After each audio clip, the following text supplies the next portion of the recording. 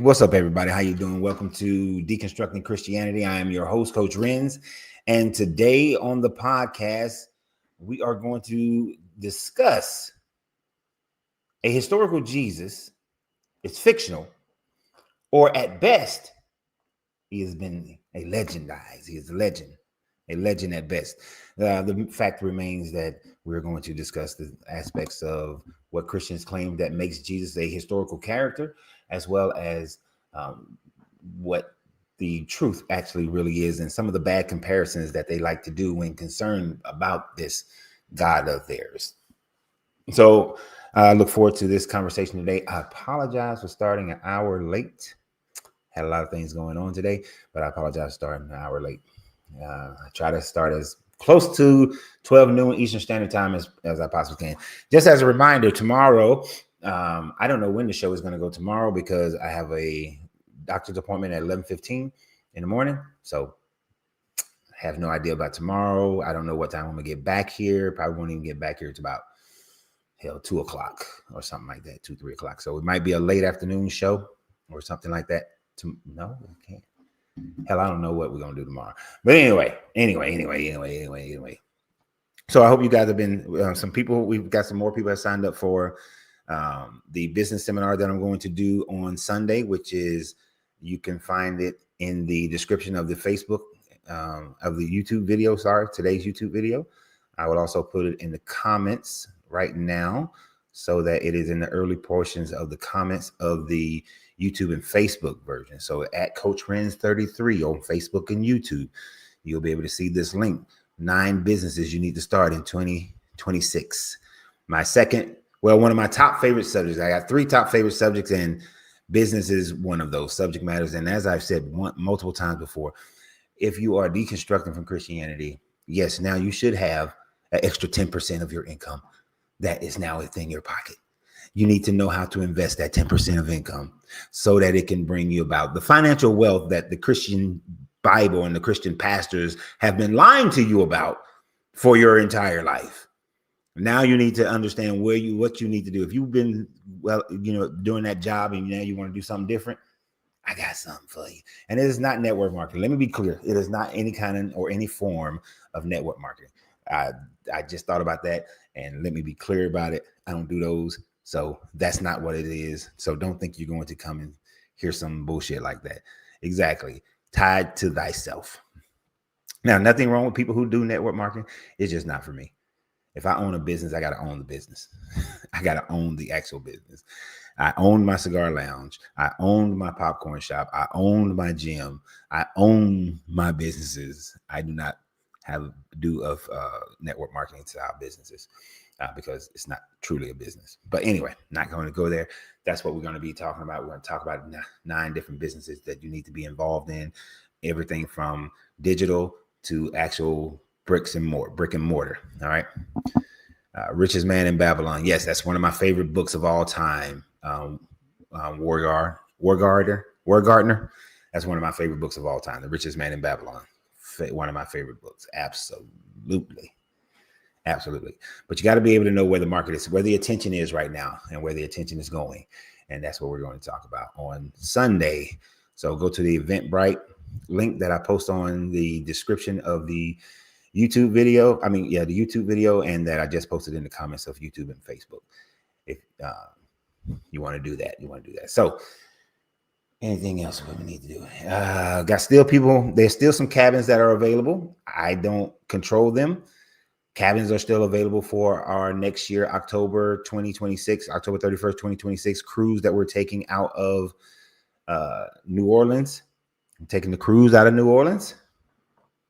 5-day joint going out the Carnival cruise ship Valor going to Yucatan Peninsula. We're going to take and we're buying the tour for Cenote, and because we're going to go to Chichen Itza, going to see the pyramid. But we're doing the Cenote one because that includes a buffet, and it's a 7-hour trip. I ain't trying to carry 7 hours worth of food. So, or, buying whatever is available. I already have something ready for me. So yes, so we are doing that October. That's our meetup for next year. Still working with this guy to see, and that's what took me a little bit of time today trying to have this conversation. about another meetup this spring, but we're working on that one. We're gonna see how it goes as far as that's concerned. But we are here. We are here. We are here. So let's make the case. Let's make the case. Quite oftentimes, Christians like to say that, oh, even the historians, they say that, Jesus is a historical character, that he was a real life being that actually walked on the earth, and that the story is based off of him. There's actually, I can't stand the fact that some historians have given into political pressure and have given into the cultural pressure of legitimizing even that aspect of the Jesus character.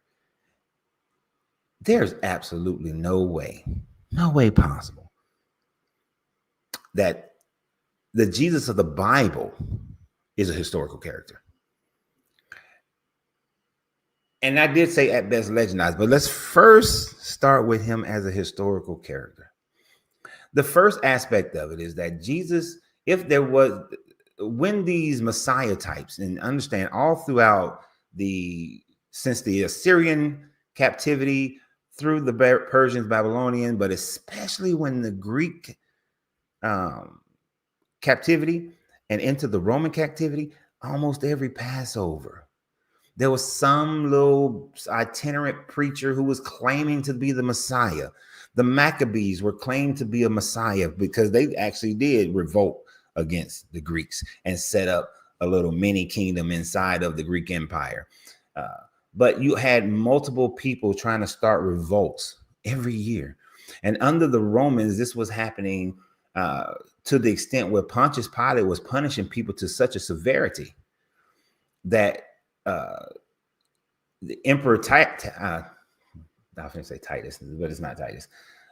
Emperor Augustus was like, dude, I'm going to have you put in jail. I got it. You doing too much. All right.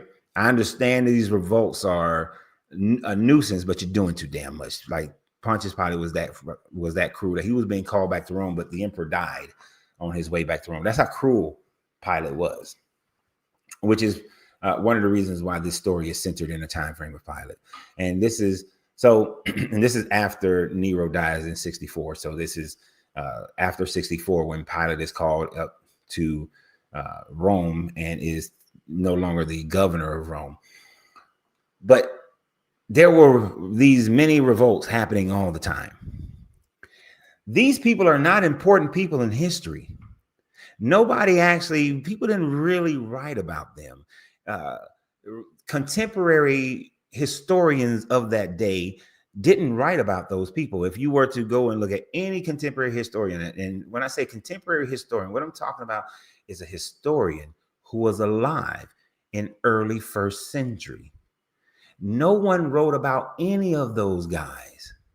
Not now one of them. You had some stories, you had people talking, that sort of thing, but nobody wrote about them. And because they weren't important. They weren't important enough to remember. Right? So you got people claiming to be Messiah types all throughout first century.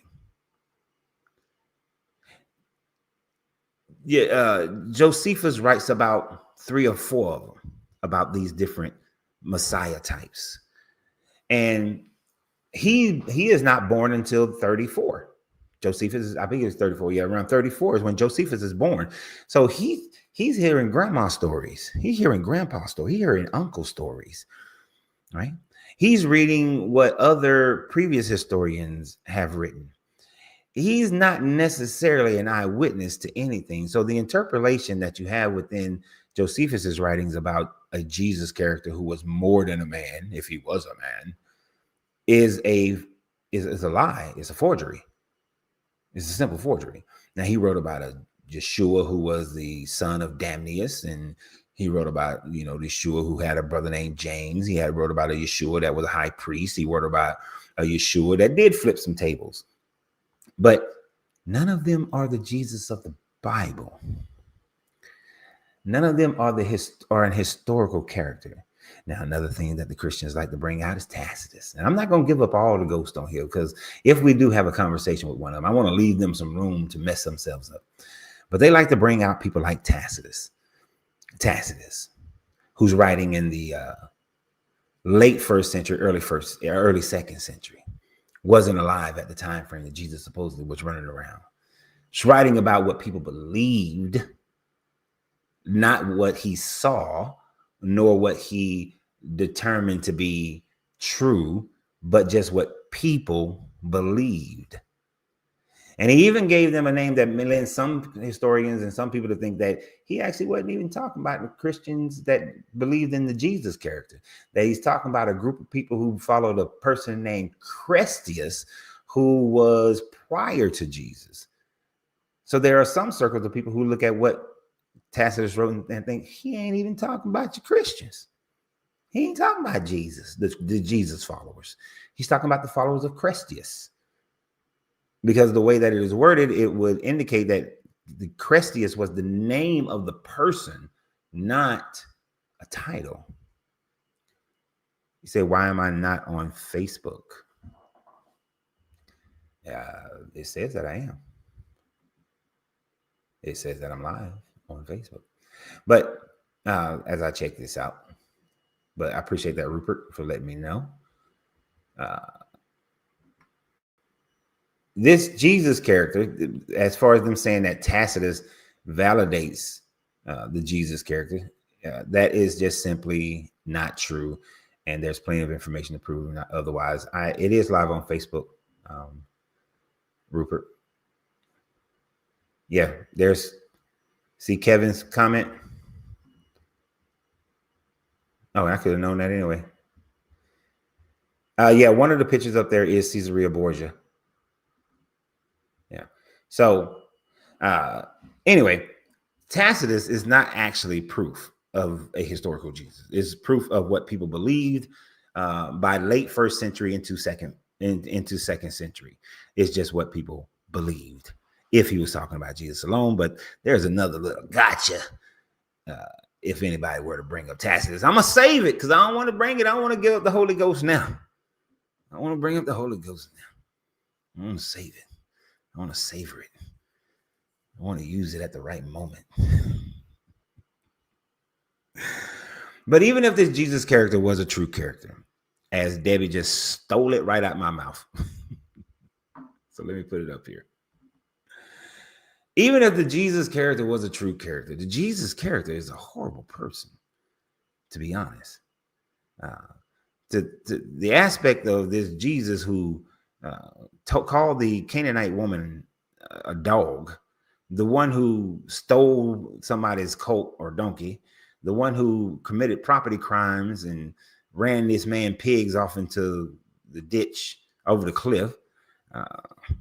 The Jesus character who came in and, couldn't just tell the people about his father, his kingdom, and get them out of the church. Now you got to pick a whip up and start beating the shit out of people.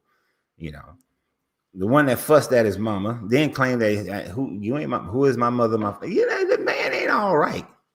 He ain't all sunshines and rainbows as they portray him. And if the Trinity is correct, then he is the God of the Old Testament. We know that's a bastard. The God of the Old Testament is certainly a bastard. So, who was the writer?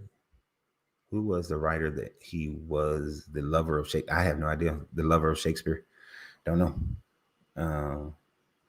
Do you think the Gnostics had a better theology?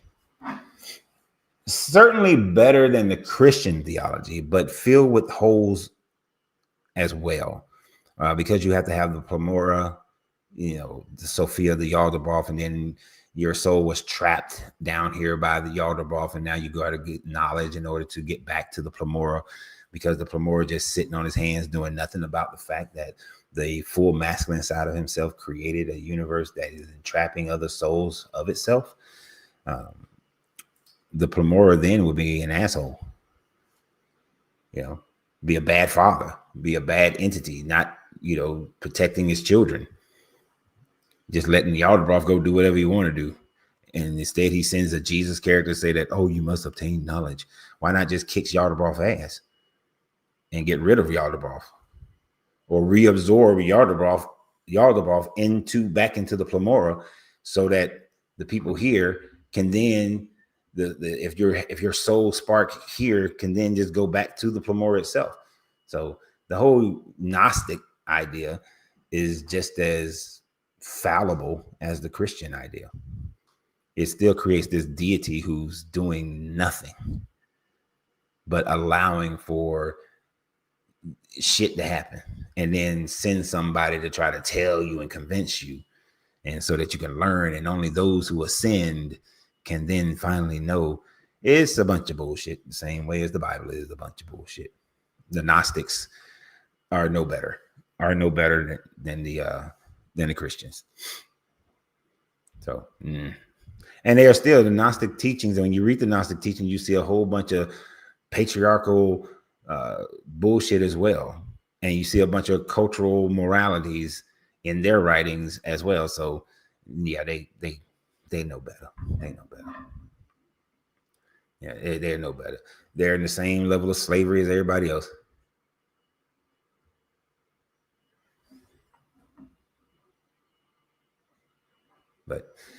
But that was a good question. Thanks for asking.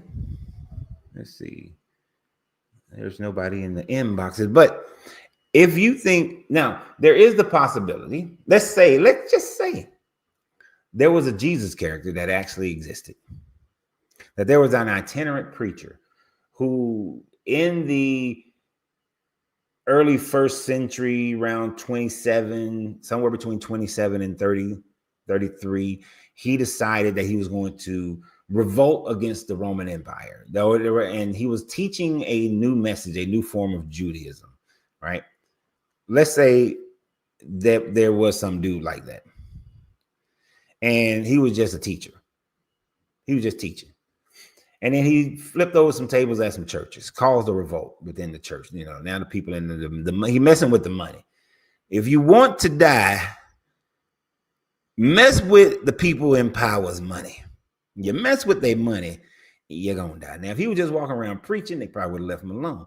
But when you start messing with the money, flipping tables, taking the money changers out, and for people who don't understand, the money changers originally are set up there so that if you look at the Old Testament, it's in the Old Testament, you were supposed to bring 50 pieces of silver or 20 pieces of silver, depending upon what you was coming to temple for, right? Did your woman just have a baby?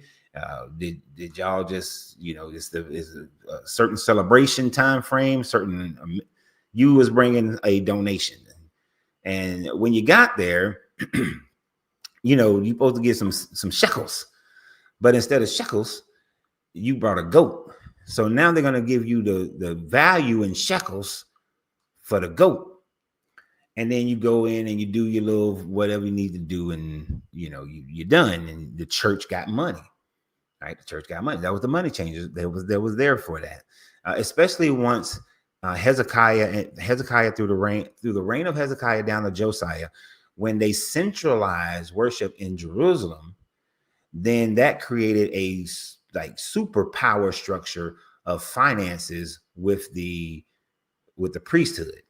So got to get them shekels. Well, if this Jesus character came in and he flipping the tables that the church has set up, the Sanhedrin, the Pharisees, Sadducees, whoever is in charge of the temple, now set this thing up, and this is how they getting their money. See, remember the Levites didn't get an inheritance. They didn't get land. They didn't get nothing. They just a priesthood, kind of like your pastors today. They're just a priesthood. They are able to live based on the gifts that are given to the church. Well, by this time frame, of course, like all churches, eventually they become corrupt. Eventually, the pastors become the wealthier people, or they join that upper echelon. So here comes Jesus in Jerusalem, the main center, because everything has been centered in Jerusalem for Passover. Passover, you know how we're in the season where most companies make 33% of their money during the holiday season. And depending upon how well companies do during this season will dictate how well they do for the rest of the year. right? This is the season. You have a bad Christmas, your stocks are gonna drop, and your cash flow is gonna drop. You got to make some changes, and hopefully next year you can make it back up. The time frame for Passover was their holiday season. This when they make the most money. This when the church gonna make more money than any other time frame. And if there was a character who came in and flipped some tables, he messing with the money. See, exactly, David. He was a threat to the church. You messing with the money. Don't. I just showed my wife for the first time that Morgan Freeman, when he was robbing this, he was doing a bank heist. He said, "We just want the money." To hear Morgan Freeman say that was funny as hell. But that's what the priest was like. They just want the money. You can go and preach all you want to. Say what you want to say. Be a pastor on the side. But don't mess with the money. Jesus messed with the money. If there was a Jesus character, if there was an itinerant preacher who flipped some tables, messed with the money, then yes, they would want him to be dead. They're going to try to kill him. They would get the Roman government involved. And maybe this person, and is there a possibility that there was an itinerant preacher who flipped some tables? According to Josephus, there was a dude who went in there and flipped some tables, who was upset with the way the church was being ran. And it could have been a guy who went in there and he flipped some tables, messed with the money system, exposed the church for their financial mistreatment of the people or mistreatment of people's finances. Could have happened. And if a pastor did do that, then the Roman government is going to support the church because the church is paying the Roman government a temple tax. You got to remember this aspect of it too. The Jews had a special privilege tax. In order for them not to have to worship Caesar and not put a statue of Caesar inside of their temple, they just paid a temple tax to the Roman government, and then they didn't have to do it. So Rome messing with the church money is messing with Rome's money. So Pontius Pilate would have been like, "Oh, hell no," because you're messing with the money. And he could have been crucified. It's possible. We know that just throughout history, you can commit murder and get off and be out of jail in 7 years. You mess with the money, 25 years, 40, 50 years when you mess with the money. So it's possible that is all that the story is. An itinerant preacher who messed with the money and then got killed. But then people start making up stories. People start adding to it. Oh, he resurrected. I saw him. I saw you and him last night walking in the rain. Y'all was holding hands. And the world has never been the same. Only a few people will know what I'm talking about on that one. Put a 1 in the comment if you knew where that came from. That little last part of some people making up a story. Alan get it. All right. I know my age appropriate people gonna get that one. I know my age appropriate is gonna get that one. That's right. Some of his people, they saw Jesus walking in the rain, holding hands. It was a song for those for the younger ones on here. That was a song. Who was it? Orange Juice Jones. I saw you walking in the rain. So he was walking in the rain. So they saw Jesus walking in the rain. He now woke up and everything. And I'm gonna start using that a lot. And then they start legendizing the story. This is one of the reasons why when you read the Bible, if you read them in order of so-called authenticity, read Mark, then Matthew, then Luke, then John, you will see that the number of miracles increase. You'll see the number of miracles increase. Right? You'll see like the number of people that he fed and increased from 4,000 or 5,000 to 6,000, 7,000. You'll see miracles in John that you don't see in Mark. The story becomes the story of your grandfather. He tell you about, oh boy, I tell you when, Well, I gotta tell you, we gotta go back to Ohio. We gotta go back to Ohio because when I was in Ohio and I went fishing up there, you know, that and you know, I was with your Uncle Bud. I was with your Uncle Bud, and Uncle Bud, we cast that line and hope I got hope to it. I mean, I thought the line was gonna break. Next thing you know, they went fishing, but the fish was this big. And by the time me as the grandson get there, it's a big fish. You know, it's a 40-pound catfish. You know, go listen to my grandma. It's like he ain't catching nothing but some regular old little catfish. But let him tell it. When we went to Ohio, my grandfather caught this big 40-pound catfish. And I'm not a fisherman. So, but he claimed he caught this big 40-pound catfish up in Ohio. Now, of course, this is after we ain't been up to Ohio for a long time. So, and he claimed it happened before I was born. And that's how the Jesus story is. It's a big old catfish story that your grandpa told you. You know, I'm pretty sure, like when my Marine Corps unit made me go deep sea fishing with them or Gulf fishing in the Gulf, I caught a 19-inch grouper and they made me throw it back because it had to be 21 inches. And at that point, I was done. And I just sat on the boat.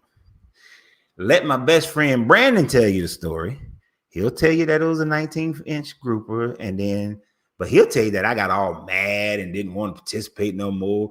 And then because I was feeling a little seasick, I went and sat over there and pouted the whole time.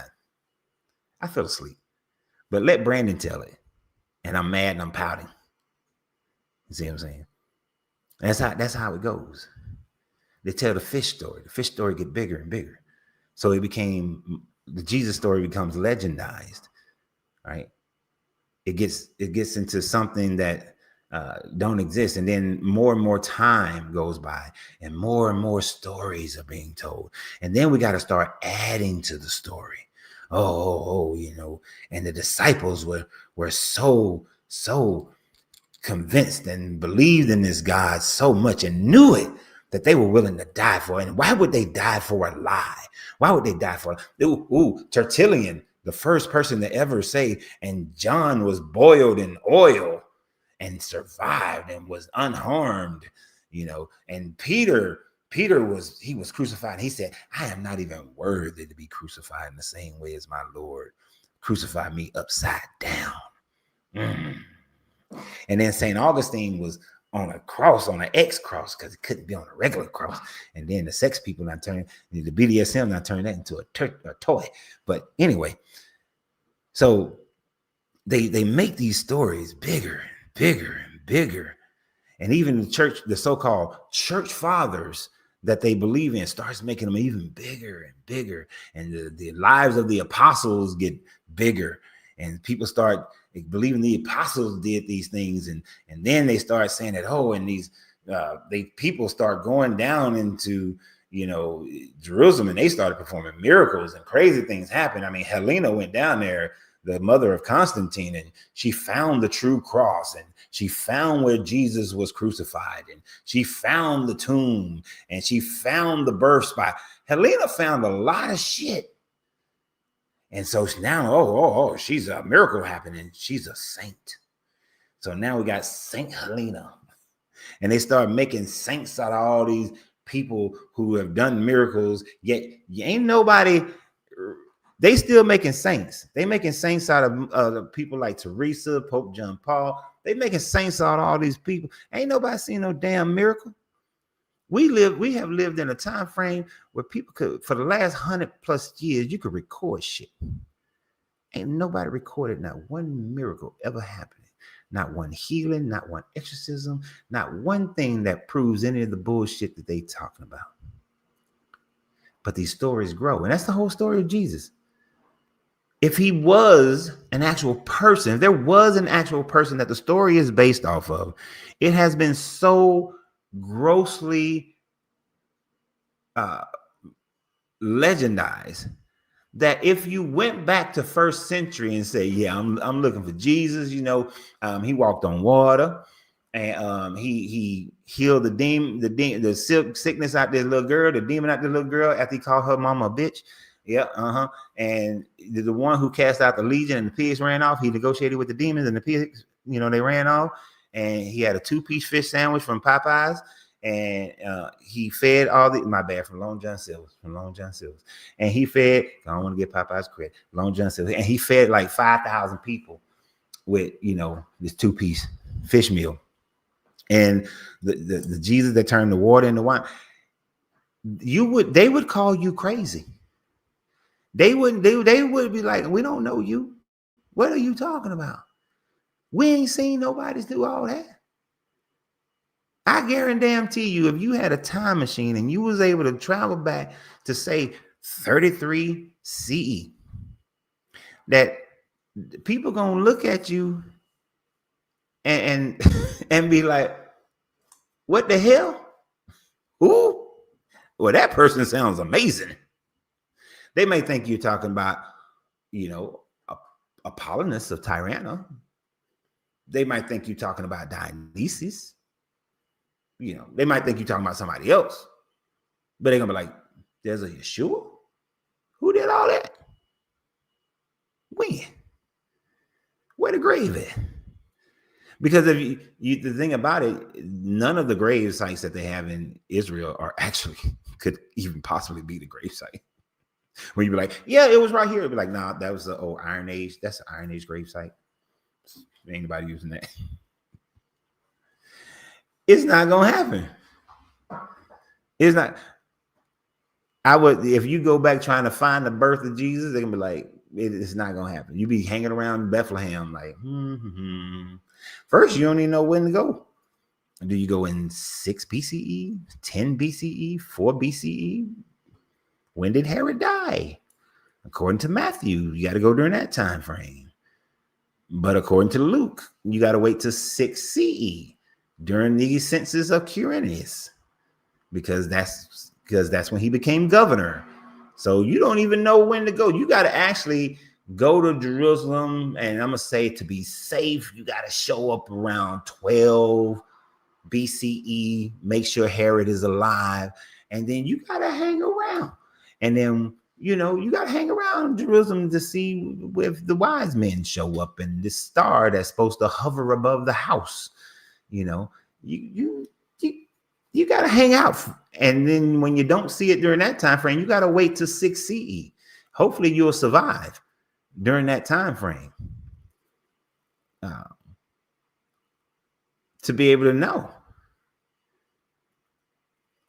But guess what? You're probably not going to find out. You're probably not going to find out. You're going to be standing there and they're going to be talking about something. What? She pregnant by the Holy Ghost. She a hoe. She was messing with one of them Romans. I saw her over there with that Roman centurion rubbing all on his slashes. That little fast little Mary. That's who all that is. That little fast Mary. And that's why her parents giving her to that old man. Hopefully she'll calm down.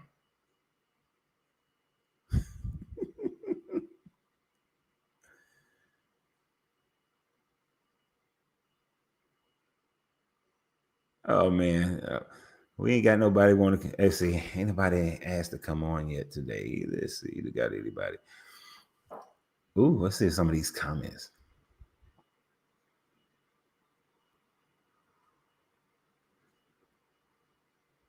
Yeah. I ain't going all the way back and reading some of the older ones, but it's a lot. It's a lot. First century, they would have been looking at you a little sideways because they ain't never heard of your little Jesus character.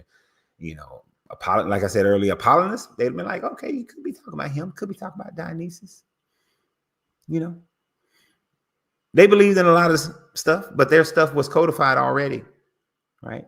Their stuff was codified already. You talking to the Romans, they got their stories, the Greek stories.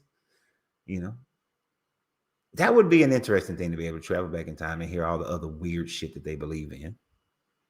And then not only hearing the weird shit that they believe in, when you come up with some new shit, how they would relate that back to the old shit. But they still gonna think you crazy because you ain't gonna find nothing about no Jesus character. That's old man Joseph's son. Old man Joseph's son. That's all. That's all he is. Let's see who we got. Got Low coming up. Let's move the microphone for Low. Oh, it's cigar time. What up, Low? I thought I'd get on since nobody was on here. You all right? Hey, you know. When you, I know you don't believe he was historical. You don't believe to any extent that he was historical. I know you say he could have been a person like that, but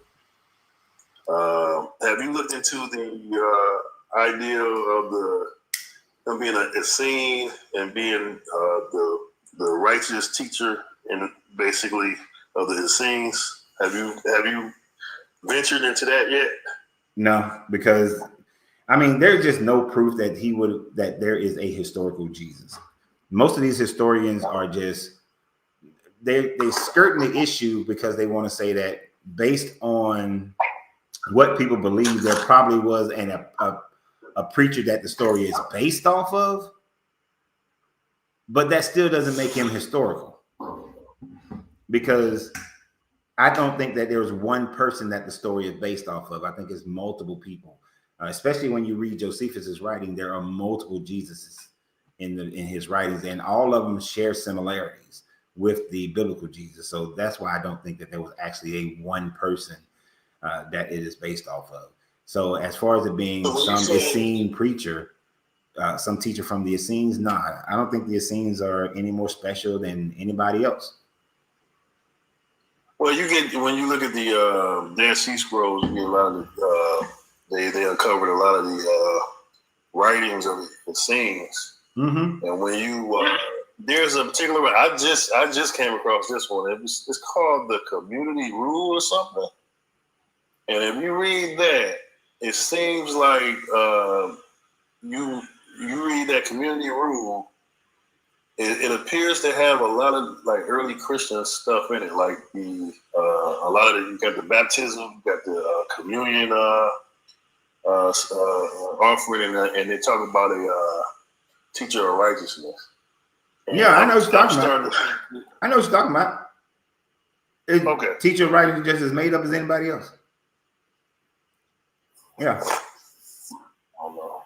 I haven't got rid of the idea that he was a real person. I believe he was. I believe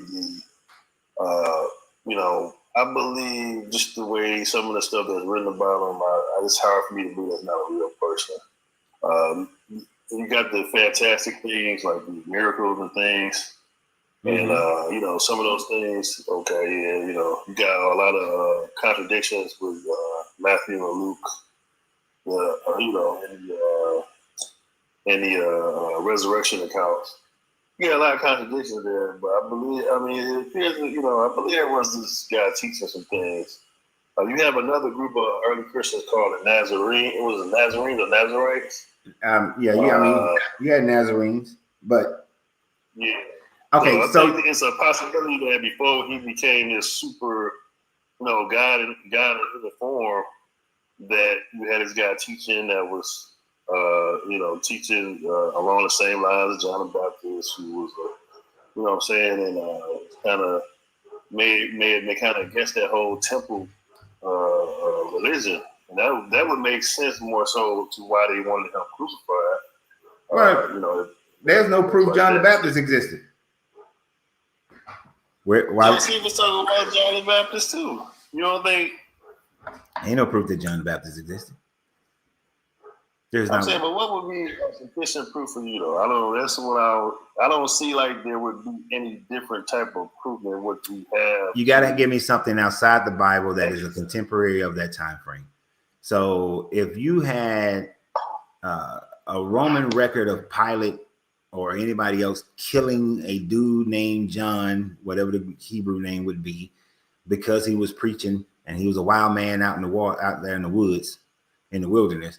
and he was baptizing people, then there you go. But you don't have any contemporary authorship of John the Baptist or claims of John the Baptist. Everything is after the fact.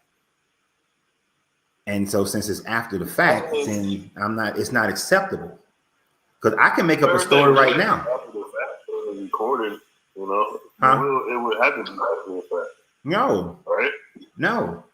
Do you know that the majority of the information that we know about, let's see, the majority of information that we know about Vespasian are through documentations that was written about him while he was alive. So who was Vespasian? He was the emperor of Rome. Okay, we got there you go. But look, an emperor, right? Yeah, we got coins. That's a high-level person. High-level person. Yes, it's true. We're talking about a preacher. Who's going to record a preacher in real time and write it down? You got if the person is but here's the thing: if the person is going against the government and is creating issues within the government, then people are going to record that person. That the government itself, at least, is going to record what happened to that person or the existence of that person. And since he was somebody that was, if you look at him from that perspective, he was antagonizing the government for a while. It wasn't like he was a one-hit wonder, you know. The Jesus ministry was 3 years. John Baptist ministry was about just as long. So he's antagonizing the government for a while. He's building up a following for some years. So I don't see him as antagonizing the government, though. He antagonizing religious leaders. Yeah, that's the government. That's a little different. There's really no separation between the government and the religion back then. You got Herod, right? Herod was the king, right? Herod or Agrippa, whichever one, or Archelaus, whatever one. They weren't the priests and all that stuff. Now there's a difference between. There's a difference, but they work hand in hand. They were unified in thought and they worked with each other. It's not like how we got separation of church and state today. Well, the false idea of separation of church and state today. But no, in that time there was a separation because those kings were actually like of Edomite blood that they were installed by. Are you seriously? Romans. So they weren't actual Jews. Are you seriously? They were actual Jews. Are you seriously going there with that? You believe that Hebrew Israelite bullshit? No, that's not Hebrew Israelite bullshit. I'm not Hebrew Israelite at all. They ridiculous. What does Edomite mean to you? Bloodline. They're not purely Israelites. They are. They call them Idiom. What they call them? Idiom. They Hellenistic Jews. They were Hellenized Jews. No. It's another word. I'm just saying. No, I don't know what word you're looking for, but what I'm saying is Herod was a Hellenized Jew. But he was a Jew. He was an Israelite. He was not of Jewish blood. Dude, what's your proof that he wasn't of Jewish blood? I read up on it. They said he was an Edomite, which they come from. They basically derive from the kingdom of Edom. That's what I remember. I could be wrong now. Hold on, I could be wrong. They didn't see Herod as, they saw Herod as almost like an anti-Jew. You know what I'm saying? Somebody that's sitting and be on the throne. That's why they want David. They want David back. That's why they're looking for the Messiah, because the person on the throne is not of Judean blood. That's why they're looking for the Messiah. They don't look at Herod as being their king. Herod, okay. Herod's father was a descendant of an Edomite. His ancestors had been forcibly converted to Judaism. Herod was raised as a Jew. Okay, I'm gonna give you that one. So I guess we kind of both right, but you know what I'm saying? At the end of the day, what does that matter? Well, I'm just saying the point is that when it comes to recording history, I don't necessarily think there will be somebody that right in that time that will record history in the same way that we have for like emperors and things like that. He's a preacher. I mean, John the Baptist. No, but like I said, he is in Josephus.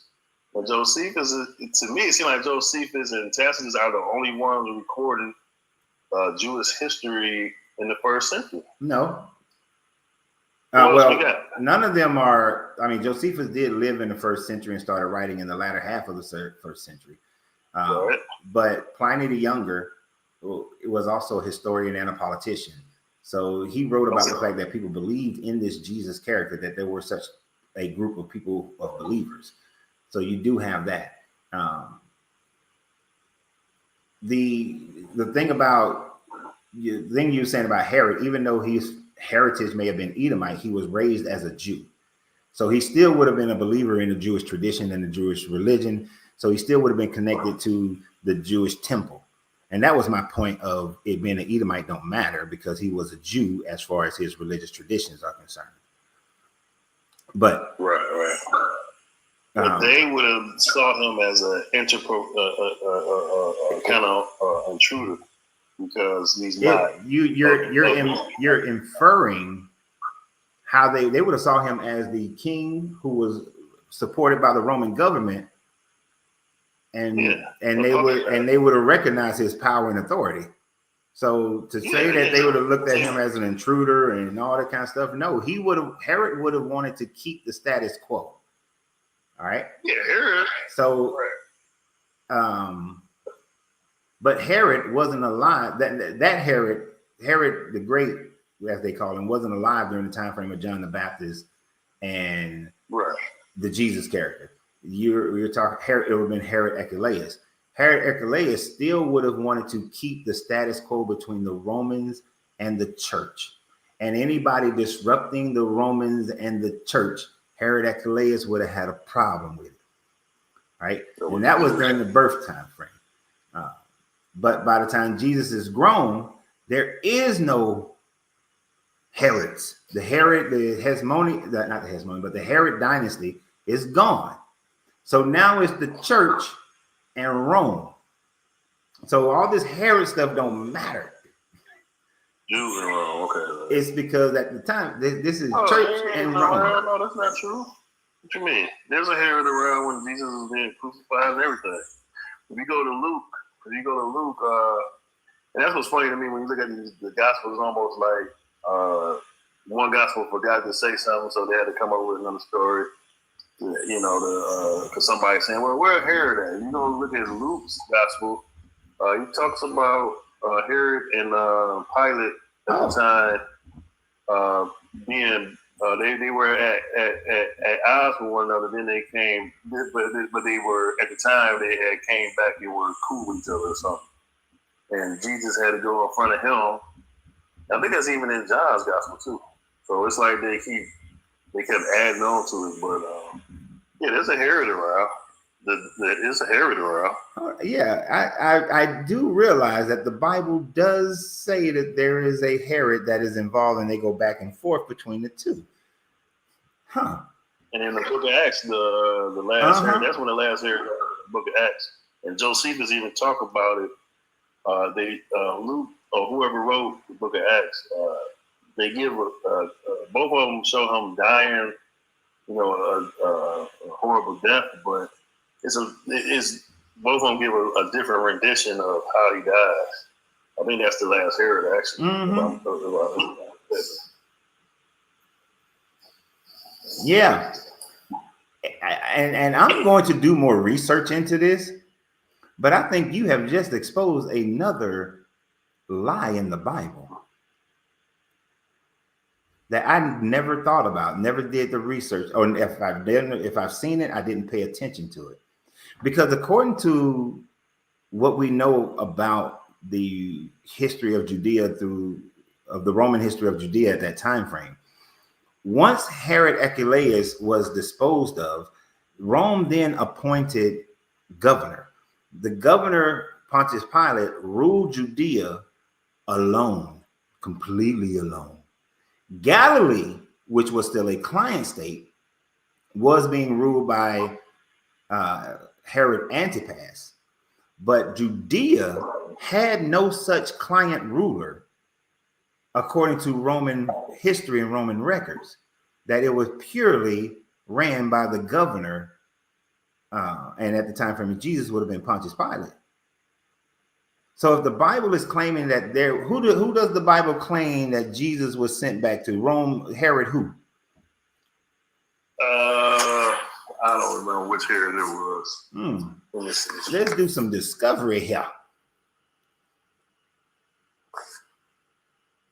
But let's do some. Yeah, but it's like the rule of the Herods became like more so symbolic, almost. You know, even though the Queen of Britain does have, she does have power, but it became kind of symbolic more so than having actual.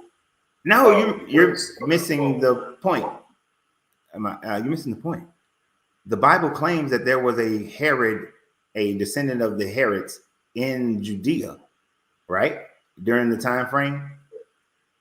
Yeah, that's my understanding. Oh yeah. But there wasn't. There was no Herod in Judea. There was Herod Antipas was in Galilee. Galilee was still a puppet regime as a client king, as he was a client kingdom, and Judea was completely ruled by Pilate, ruled by the Romans, and Pilate was the only person there. There is no Herod, nobody in Judea. So the Bible is, so what you're saying, the Bible is claiming that this God, they're claiming that Jesus went back and forth between Pilate and Herod Antipas. I don't know if it was Herod Antipas. Let me see. See if I can find it real quick.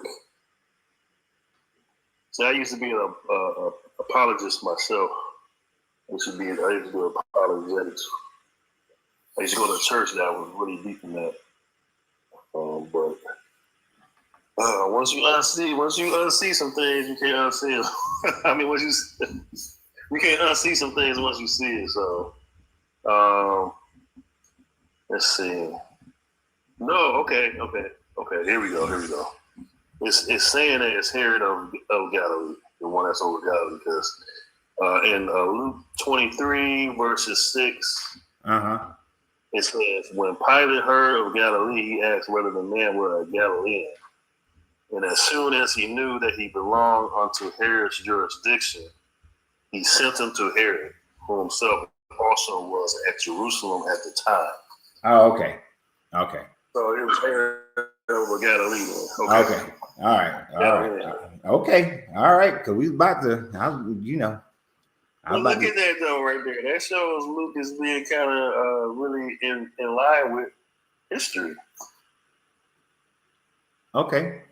Spider-Man met President Obama. I'm just saying, man. I think there's too much history in the book, especially Luke. There's too much history in Luke, even though he might got some things wrong.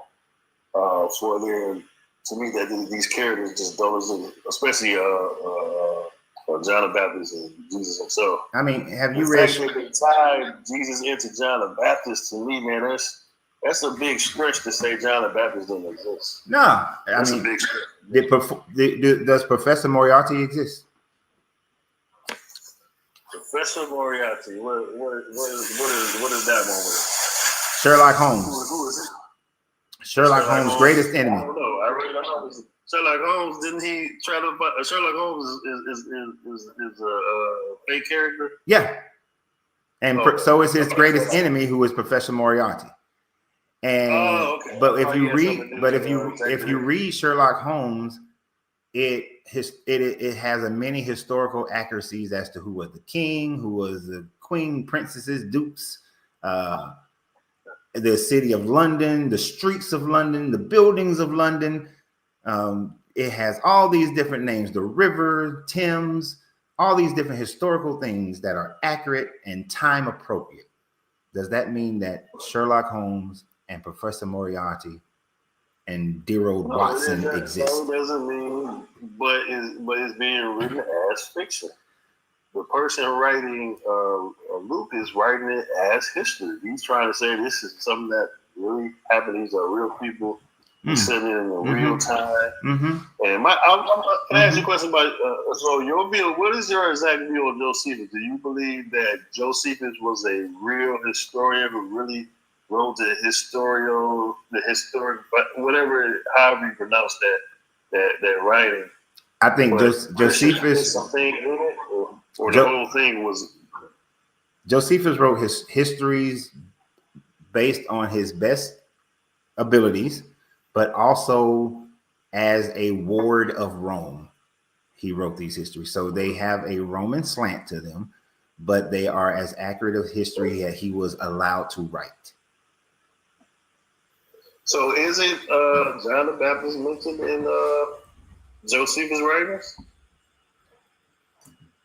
I can't say yay or nay because I can't recall.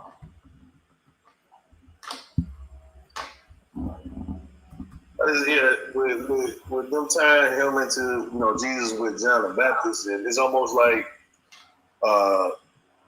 it's an easy search. Figure him out just by what is said about what's that. Well, according to just a quick search, it does say that Josephus wrote about John the Baptist, describing him as a virtuous prophet who preached repentance, performed baptism, and eventually executed by Herod Antipas due to fear about his influence. Okay. Yeah. So to me, I mean, it says that he wrote about it. So what I would need is just, I need more than one reference. So I would have to find additional references to John the Baptist's existence. Like, is there any? Well, who else would do it though? That's what I'm saying, Coach. It's like there's not that many historians about the Jews from that time period. You only got a few, and the few ones you got mention John the Baptist. Maybe he existed, man. Maybe that part is real. Maybe Jesus actually existed. I mean, John the Baptist could have existed. Things got added to it. I don't think they just added stuff to it that shouldn't be there. I don't think that's not necessarily. Yeah, like you just said, they could have added shit to it, but I just need more information. Just because, I mean, Josephus writing about it, that's great. That lends a little bit more credibility to the fact that John the Baptist might be a real person. So okay, so I lean more to that side. But in order to push me over the cliff, I need some more information. I need something. I need a Roman record. There are plenty of other historians at that time frame. I need some of them. And I'm talking about historians in that area. Give me some of them. Did Philo write about him? Did Suetonius write about him? Did Dio write about him? There's some more people. I just need more people.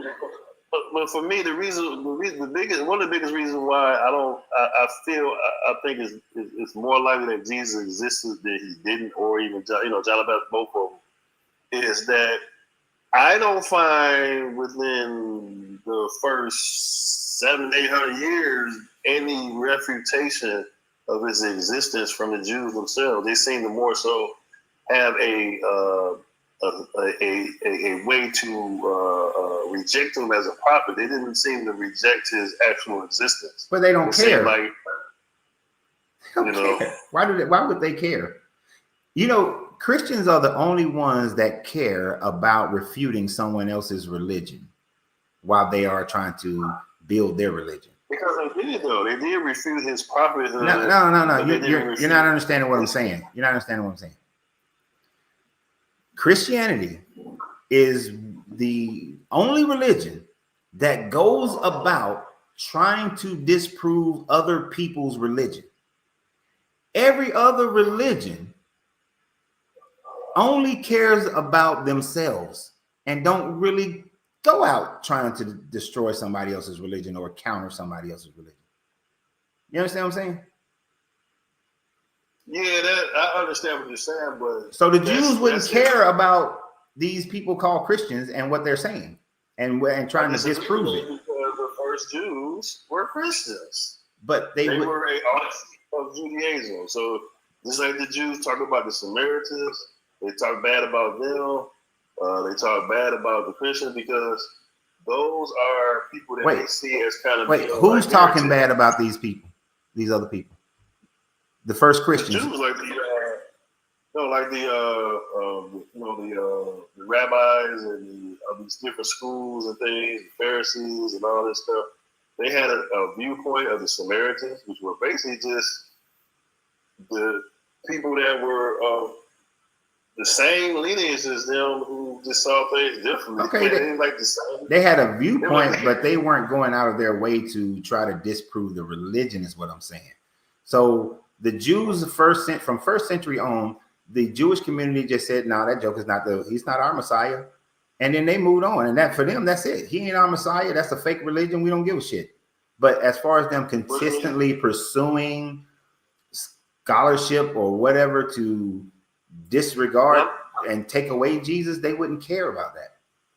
Well, I'm saying that, but they didn't say, we don't know what you're talking about. This dude didn't exist. They had a reason to reject him as if he was a real person that really preached a false message. Okay. So that, to me, in that sense, that more so showed that he was a real person. Like, what if he wasn't a real person at the time? Somebody would say, "Man, what the hell is y'all talking about? We never even heard of this guy." Do you understand? Okay, but you have to understand. Nobody wrote about Jesus until 50, 60 years later. So anybody who was alive at that time frame would have been a child. Everybody else pretty much was dead, who would say, "No, that shit never happened." So now you're fighting a story. So you have to fight. So at that point in the 70s and 80s CE, you have to fight the story, not the actual person, because they didn't have the technology we have today to be able to prove if somebody was alive or somebody lived and all this sort of thing. So it's a wholly different argument at that in first century than it is in today's time frame. And then it's whatever. And then the only people who are going to care are the people who are at the top. And the people at the top see Christianity as this fledgling little offshoot of Judaism. They don't give a shit about Christianity. The Jews are focused on their relationship with Rome and how they can maintain the peace or waiting for a Messiah. So they wouldn't even have given a shit about this little Christian religion, and until like maybe 200 years later when it had grown. But now it's grown more in the Roman society than it has been in their society. So that is about the only time they would have cared at that point. It's just like today, there are Christian cults that are running around that nobody cares about. Yeah, that's true. Because they're insignificant. See, people think that Christianity had these significant.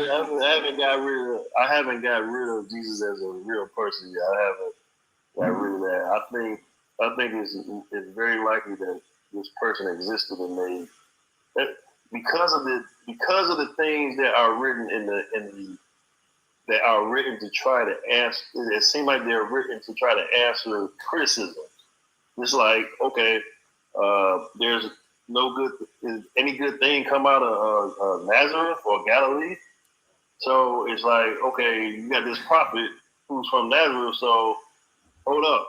The Messiah is supposed to be from Bethlehem, so they come up with a story to put his birth in Bethlehem. Because in the negative, the people who are against him are saying, well, he's not the Messiah because he's from Nazareth. Okay. You see what I'm saying? Yeah. So they make up more stories. So I'm thinking it's more so that he was a prophet from Nazareth, and who had these things about him, people that they was throwing around, oh, he was born, his mother, that's not even his father. His father's not really even his real father. But now you got a virgin birth. You know what I'm saying? I mean, I get what you're saying. That's why I said if he was a historical person, then he's the legend. It's a story that's been legendized. And I understand some people still hold on to his historical person. Bart Ehrman, who is one of the foremost theologians right now, he thinks that there was an itinerant preacher named Yeshua who was going around teaching, and then he got legendized. So he thinks that he's a historical person. I disagree with him. You know, a lot of people will say, "Oh, but Bart Ehrman said this," so they're just going to follow along what Bart Ehrman said. I don't give a shit what he said on that account. I don't think it was an actual person named Yeshua. I think he's a compilation of multiple itinerant preachers that Josephus wrote about and then got created into this being. But I don't think there was one particular person. I don't remember reading about no other Jesus though. You saying there's more? Is it in the same? Is it that same volume, or because I know there's several writings of Josephus? Yeah, but it's the same. It's an easy go. It's an easy search. Just ask the question. I don't know. List the different Yeshuas that Josephus talked about, and I'm pretty sure you'll get a list of them. Okay, but I'm gonna take some time. We don't beat this dead horse, man. I read through it myself. I used to be really into apologetics, and I read through Josephus, and at the time it was something that increased my faith. Even though like I said, you got that part that seems to be I don't know how to say the word, man. I don't know what's going on. I'm getting old, I guess. Yeah. Interpolation? Is that how you say it? What, the interpolation? Yeah, which is just a fancy word for forgery. Yeah. Fancy word for forgery. That's all it is, a forgery. But this part of it was original to the writing, but the other part was added. Yeah. But still, it's like, okay. And then to see how the Jews,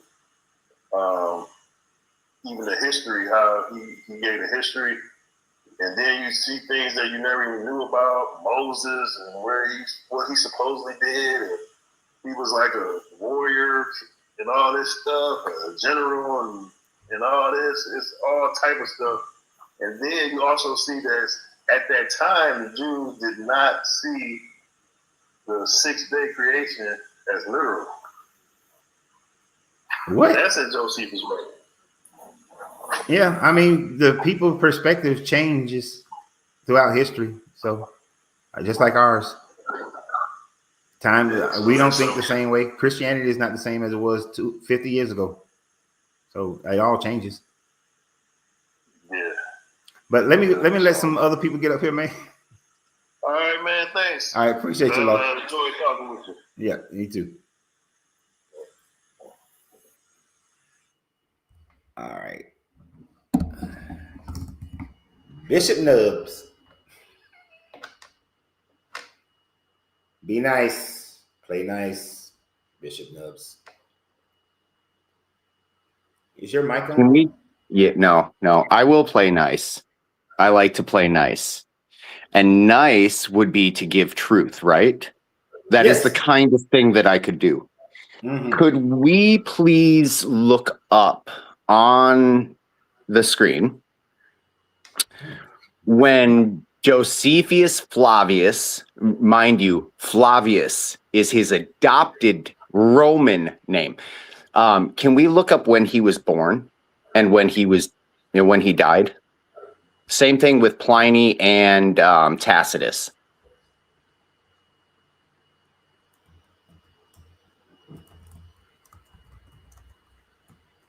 Okay, let me see.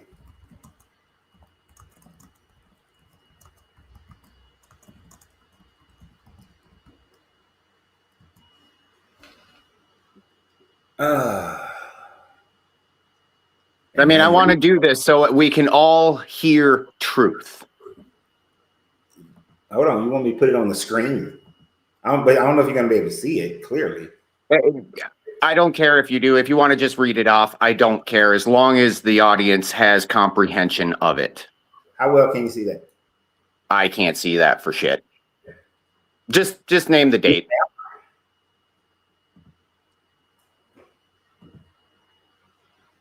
Can you see it now? That's fucking tiny.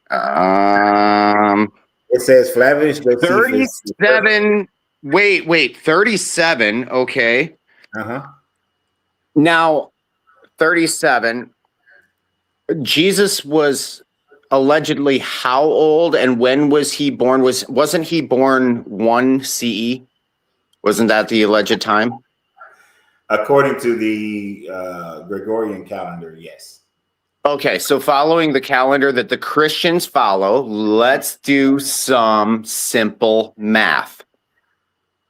Is 33 less than 37? Put a 1 in the chat if 33 is less than 37.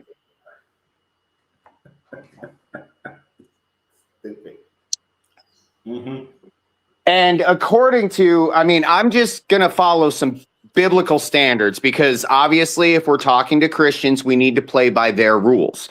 So in Deuteronomy 19 and 15 and also 2 Corinthians 13 and 1, both reiterate the concept of having 2 or 3 first-hand account testimonies that are verified by the community for their integrity. Now, if we look at the integrity of Flavius Josephus, we will see that he was adopted by the Romans. Mm-hmm. It says right there, he died in Rome. And in fact, not just adopted by them, but actually spent time with the Caesars themselves. Mm-hmm. He was the scribe for Vespasian and Titus. Okay. Now, if we can look at Titus's ministry, and I say ministry because ministry is a service to the people of the Galilean areas, is there an account where he is quoted to say, "Come, I will make you fishers of men"? Let's see. I think I know how to ask that question to get that answer. I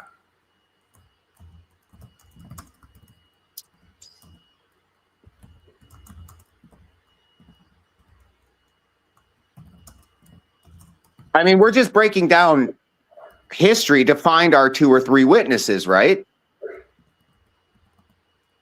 And we can't clearly, because everybody knows that 33 is less than 37. Everybody knows that, in fact, it would have been till he was an older man that he wrote those documentations. So even his non-firsthand account testimony, well, that would be hearsay, conjecture, or complete bullshit in any Roman court, which is the Christian court. Actually, I'm getting a no on that. No, really? Yeah, interesting. No. I'll have to do some more research so I can bring that up to you. Because I do know that he was attributed to somebody touching the hem of his garment. A couple of the Jesus ministries. Yeah, that was. So let's back up. Hellenization. What is that? Would that not be the influence of Hermetics? I know I spelled that wrong. What? I'm not listening. Say that again. Okay. When you say the Hellenization of the Jewish people, would that not be the introduction to Hermetics and or Hermes Trismegistus? I told you I wasn't listening. I'm typing. Oh, okay. Well, how you spell Galilee? Why am I not being able to spell Galilee? Fuck if I know. You're trying to answer that question the right way, so it gives the correct answer. I see what you're doing. Yeah, I'm trying to ask it in such a way where it understands the question that I'm asking, and I can. And for some reason, my brain is like straight farting on how to spell Galilee. What about famous quotes from Tiberius's conquering of Galilee? I was hoping that somebody wrote it in the comments how to spell this damn word. Why is my brain not able to spell Galilee right now? I can literally. I'm not even going to lie.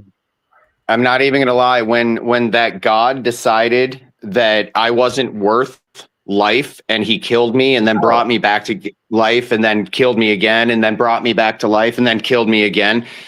While that whole situation was happening, there was a little bit of damage, and spelling has never really quite fully come to, don't get me wrong, I could definitely work on it. I work in construction and landscaping. It's not my forte. I choose to be willingly ignorant in spelling alone. Well, I was pretty good until spell check came out.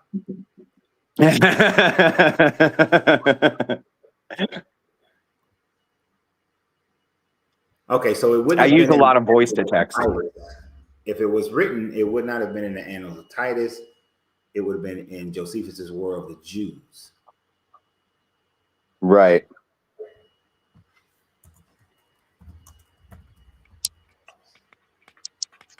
Which would be the Maccabean Wars, right? Nope. No, that's not the same. That's part of it. Yes, part of it is that. Okay. And that's where the S comes in, Maccabean Wars.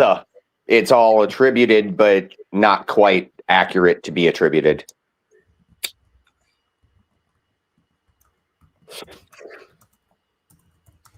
I guess I look at it this way. If I were conquering a people group, I would find the most influential people in that group, the families that had importance, like the Herods. Mm-hmm. And I would have a conversation, and basically, if I was Rome, I would be like, all right, this is how this is going to go. I would not ask for their permission. I am Rome. I have literally legions. Mind you that my people had stolen their beautiful eagle and the Jews didn't. Anyways, so just to say that we are much more badass in war than any Jew could ever claim. So basically you have a situation where you have Josephus, who was literally adopted by Rome, making a claim for the crown, because if you look at the government situation at that time, the best way they could interrupt any religious sect is to make a claim for the throne. And if you know a damn thing about how that worked, you had to be of certain lineages to be able to rule over certain territories. It was law accepted across the boards. That's why these puppet governments came into play. Okay, I can't rule your land directly, but I can definitely tell you how the fuck to do it and make sure you do. Hence all of these little puppet governments. It's still the same way. Nothing has changed. Humanity has not changed since the society of the Romans, in my opinion.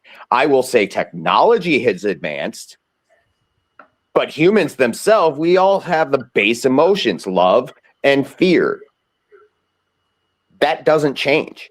And they put into us the fight or flight and all of those things. Just because we aren't running from fucking cheetahs and lions, now we don't have a reason for fight or flight, so it's within us. And so now we need to create a reason to fight or flight. So we create for ourselves gods to explain the unexplainable. I agree with that. Let me clarify something real quick, though. This is going back to what we were saying earlier, because as I've always said, if I make a mistake, if I've been saying something that's incorrect, but I find out something is different, then I will correct it. So apparently the specific sayings of Titus claiming to his Roman soldiers, ordering them to throw spears at the men coming out of the sea and making them fishers of men, is something that came out of Caesar's Messiah, and is not actually part of Josephus' War of the Jews nor the Annals of Titus. What Josephus' War of the Jews and the Annals of Titus do talk about is that there was a battle and this at Galilee, and part of it was on the water. And when the Galilean boats were destroyed, as the men came to land, they either killed them or captured them. But there was no specific statement of him claiming his men to be fishers of men. It was more of an actual thing that was done. Thank you for that correction. You see that, Christians? That's integrity. I appreciate you correcting my wrong thinking, because integrity is more important. And I used to think the same way. So the specific thing is not said, but more of an action is described. So actions over words in this case, but nevertheless, it was not actually said. So I will concede to a historical record because there's evidence there. Yeah. And whether it happened or not, I personally was not there. Right. So I can't give. We know the battle at Galilee between the Roman forces of Titus and Vespasian did occur. Yes. We know that battle occurred. We know Josephus became a prisoner and then becomes the scribe, tells Vespasian that he's going to become emperor and that the Jewish literature says that he is. And Vespasian used that literature in order to use that as part of the literature to make him a god, which then makes Titus a son of God. Because that's that was for the imperial court. That wasn't for like Christianity. And we know the fall of Jerusalem that comes later. We know Vespasian goes off to Egypt and then goes to Rome. So we know those things happened. Got plenty of records of those things. What we don't have any records of is Jesus. Outside of the Bible, we have during the contemporary time of Jesus. Yeah. So writing for Titus and writing for Vespasian is him contemporarily writing as he is with them. There's no writings of Jesus while someone is with Jesus or even living in the area. You know, if you do a little bit of research on Josephus, you'll see that throughout history, he ran many narratives under many different pseudonyms. And actually, the writings of Paul are, in some groups of people, seen as a pseudonym for Josephus, at least some of them. I think so. I personally think so. Him and Philo. I'm putting it between him and Philo. And the thing about it is Philo is interestingly completely silent. And out of all of the men, Philo is the only one that would have been contemporary. And if Jesus actually, I've made this claim or this understanding before, and it is partially a claim to a certain degree. If Philo was in Alexandria, the largest population of Jewish people in all of Egypt was in the powerhouse of Alexandria. In fact, it had more influence at the time than Judea or any of the places up there. And that's, I mean, you look at history. Now, you had said something, the word, it was with the other gentleman.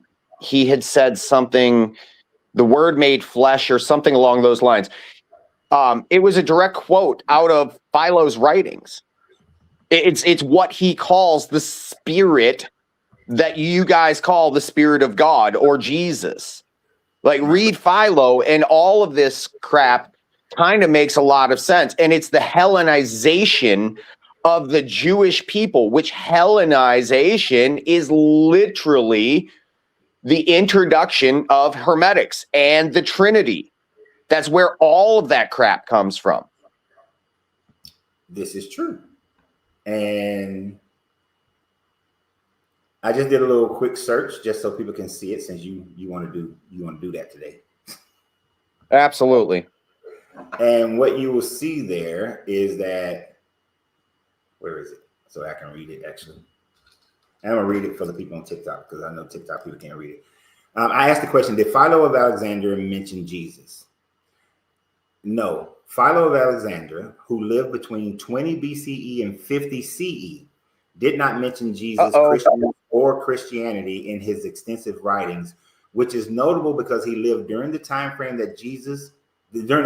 of Jesus, and wrote about Jewish affairs and figures like Pontius Pilate, making his silence significant for historians and theologians. While some theories suggest early Christians adopted concepts like the logos from Philo's philosophy, Philo himself never connected the ideas of historical Jesus despite living through the events described in the Bible, well, in the Gospels. So basically, in a nutshell, Philo is someone who lived during the time frame of Jesus, yet he never mentions Jesus, never mentions Christians. And like Bishop Nubbs was saying, he's not only living during the time frame, he's living in the second largest concentration of Jews in the Roman Empire, which would have been Alexandria, Egypt. And not only is he living there, he is an incredibly powerful and important person who was living there. And during that time frame, talks about Pontius Pilate, but never mentions Jesus or the Christian movement. And he dies around no later than 50 CE. And it's interesting that you have no writings about Christianity until after he dies. Every writing about Christianity is after Philo is dead. You mean in order to start this movement, you have to get rid of Philo? Because he negates every fucking aspect of the entire fucking thing?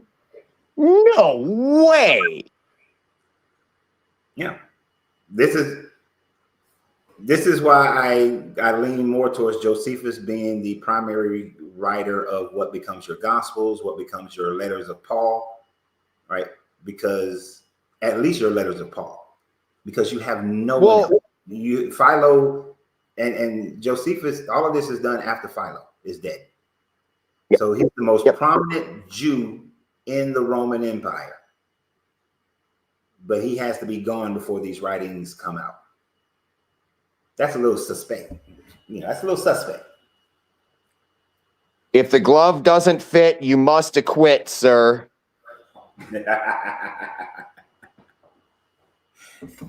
It got OJ free. And another great quote from that time era is old blowjob Bill. I did not. Which one? I didn't inhale. I did not have sexual relations with that woman.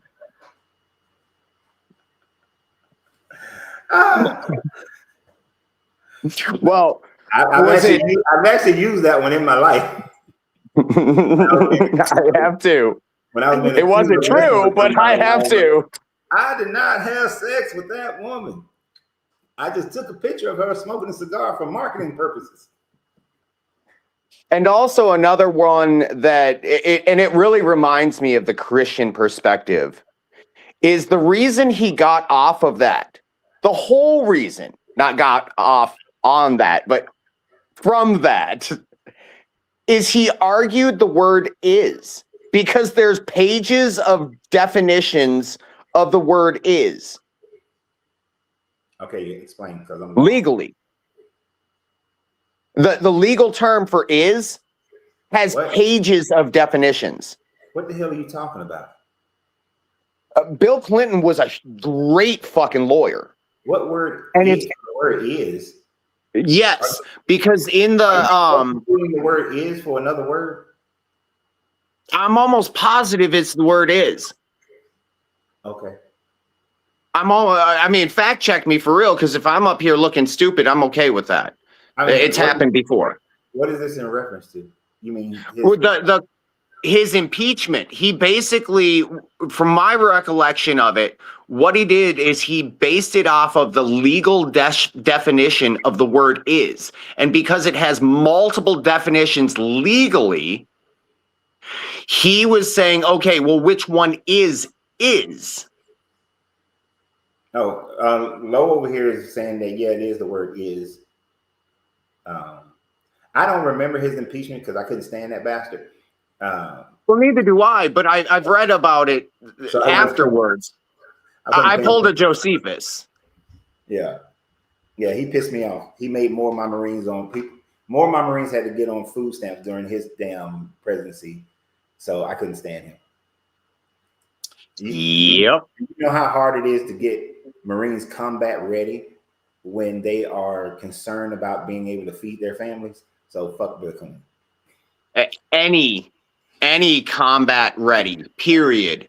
When you have concerns of your family, you are not combat ready. I don't care who the fuck you are. You could have all the goddamn training in the world, but family, oh shit, your kid gets hurt and you're in battle. There's a reason those guys don't call home. Yeah, but it's even worse. I mean, the kid getting hurt, that's a bad thing. But when you leave out and you know that your family may not have your family struggling to eat. Right. Your pay is so damn low. And this fucker just wanted to give us a 0.9% pay raise, but Congress forced him to give us a 1.9% pay raise, and inflation went up like 4-5%. So, dude, I remember that very well. And now I got to sit all my Marines down and help them fill out their paperwork to get food stamps before we go deploy. Yeah. I know I'm going off on a tangent because that shit still makes me mad today. That's the same fucking bullshit though. Yeah. It changes little because one thing we're talking about Jesus, but we're also talking about the very people that go in his name. And if we're going to judge anything, how can we judge Christianity based off of anything but the followers of Christ? Exactly. And that's it. Thank you for making the connection. People who follow politicians are just like the people who follow these religions. 100%. Their activity, and actually on my regular page, I'm gonna do a video today about politicians. This is on my regular personal page because I got to clear some space of some people. But you're absolutely right. The actions of the people in the religion is what solidifies the religion. It gives the definition of the religion. Yep. And this created being of fiction has been utilized to destroy more lives than anything else in history. Not just one way either. Not just one way. In every capacity, in mind, in body, in if soul exists, in soul, because they claim to have damnation over your soul. Look at the American court system. It's the same thing. That's a whole different tangent. But the same fucking rules apply. Why? Because they're fucking psychotic. Yeah. And the rules themselves, I, Jehovah, have created both good and evil for my glory. So not only is he moving the goalpost, he's literally putting it on his back and running around with the fucking thing and saying, "Gotcha, bitch." Exactly. And he literally brags about it. He bragged about the shitty food that turned into maggots. He said, "Yeah, I got you, bitch. Yeah, I took you out of slavery. You want to fucking complain? I'll give you a fucking reason to complain." Yeah. You want to complain That's about right. I'll give you. We did the calculations when I was going through the, when we was going through each verse of the Bible, and we did the calculation, and I think when they got mad because when they was questioning like, all we getting is manna, and he brought them, he said, "Okay, I'm gonna give you some quail then, you crying asses," and I think it comes out to like 1.4 or 2.4 trillion quail. And it's like these people would have had to consume all this quail, or all these quails are lying around becoming bacteria, diseased up, fungus, all kind of nasty shit. Yeah. Right? So it's like, oh, if you complain about anything, then I'm a punish you. I'm gonna make it look like I'm giving to you, but I'm actually going to use that as a punishment for you. How about Lot's wife? How about Lot's wife? Her natural reaction, which this God instilled into her, was you hear an explosion. Okay, you're a Marine. You've heard fucking explosions. Do you not have a natural response to look at what the fuck is blowing up behind you? Yeah. Do you have to fight it in combat? because nothing hits you and move forward. You have to. The natural reaction of anybody is going to be to look. You have to be a highly trained like sniper to not move when something happens. Bingo. Beyond that, you look. Oh, GTS, you can get the fuck off my page saying fuck the Marines. Oh hell no. How do I delete and ban this motherfucker? And you can talk a lot of shit, but fuck you. Fuck you and the horse you rode in on. See, I'm not supporting. He's off my page, but if that fucker is an American, your right to say shit is my right to delete your shit. But it's people like me and my fellow Marines that gave you the right and keep your right to say shit. Bingo. You don't say I mean, I don't agree with all of what government does with the Marines, and I don't agree with the Marines, but I do clearly see that a bad man with a gun is only stopped with a good man. Wait. Say that again. Politicians' orders. Let me make that clear. Okay. Because we let me make that clear, because I saw where you were going with it. And no, I'm not blaming I'm blaming the people that follow the politicians. Yeah, now like me personally, I have disobeyed some orders quite a few times. If it's not a legal order, fuck that. And I was supported by my Marines in disobeying that order. And see, I support you as a man. I know that you are a man of integrity. And if you say, yeah, these are my guys, I know that at any point in time, if there was a firefight, I want to be in the middle of you guys, not anywhere else. Exactly. So, yeah, like if I'm forced to be in a firefight, I want you to my back instead of, that motherfucker. Yeah. So he gone. He's gone. He ain't gonna say fuck my Marines.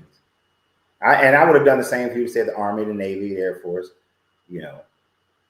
Well, fuckers, we keep your fucking Constitution valid. I will give you a little bit, if you would like, a small excerpt from my life, because I had engagements with the Marine Corps. Yeah, I never got married. Yeah, go ahead, and then after that, I need to let Miss Fifi get on here. Absolutely. So 9/11 happened, and I actually grew up in Western Pennsylvania and heard the explosions personally. I know a little bit more about that story than the average bear. I'll put it that way. Anyways, that was right about, that was the day of my senior pictures, but I was already involved in the delayed entry program for the United States Marine Corps. I was it was called the DEP program. Yeah, I know. And I was excelling in my training. I pissed off a lot of people that were volunteering their time to train us because I was a cocky bitch. And cocky bitches in the Marines are not. We excel, but only so far. That only benefits you once you pass boot camp and your initial training, and then whatever your skill set training. Then it benefits. And this is weekend boot camp where I'm supposed to be acknowledging, but I was physically fit enough and I knew enough that, like, for instance, the things that I excelled in was shooting. I was extremely good at shooting. And another thing that I was very, very good at is the rappelling. I had been climbing before. So when asked, does anybody know how to get this knot? I raised my hand. Shit's terrifying. So this fucking gutty, his arms were bigger than my fucking body. Like, dude was just fucking massive. He walks over, and I tied it real fucking quick because I realized what was going to happen. This son of a bitch curls me. Says, I guess that'll do. Well, I didn't take that lightly. So my response was, I got up that wall real fucking quick. It was stairs to get up because we were learning rappelling, not climbing. So 50-foot wall. And I'm at the top of this wall. And when you guys are real Marines, you'll be able to jump out and check, blah, blah. It just gave the whole fucking speech. So I'm like, all right, you son of a fucking bitch. You want to curl me? I'll show your bitch ass. belay on, let's do this. And I just fucking jumped and I let go of my fucking cord and I'm just free falling. About 45 feet, I'm fucking clipping off. I tapped the wall, dropped the rest of the line, tapped the ground, and ran it out. Outstanding. The entire people are just like, oh, I've done it a million fucking times. I know what the fuck I'm doing. No. Just like you Christians. I grew up in your bullshit, and let me make this a fucking warning to you. You want to come at me, you better come at me with some actual fucking firsthand account testimony, or fuck you by your own Bible standards. And with that, I bid you adieu, sir. Could you do me a favor and drop your link or your stuff? I know you did it yesterday, but I did not catch it. I'm going to drop out, and can you put it in the YouTube chat so I can grab your email? Sure. I'm fucking retarded. My apologies. Let me drop out so I can actually get it on a screenshot. Thank you much. Much love. Right. Have a good day, brothers and sisters. Have a good one. Let me let him drop before I post it so that he can see it. No, this is so stupid. It's funny. I was just telling my wife about that first time that I had to repel. Whew. The repelling part wasn't the scariest part. Repelling is not the scariest part. My microphone is a little loose. The scariest part is when you first got to lean over that damn wall. Leaning over that wall is terrifying. And getting yourself in position. What the hell? I didn't mean to do that. Why is my screen acting weird?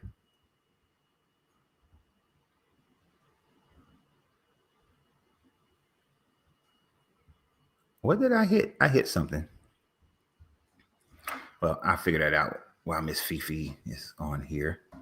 I don't want to slow the show down because I pressed the button of some sort.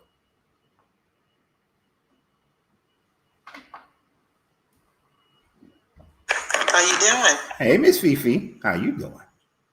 I'm doing okay.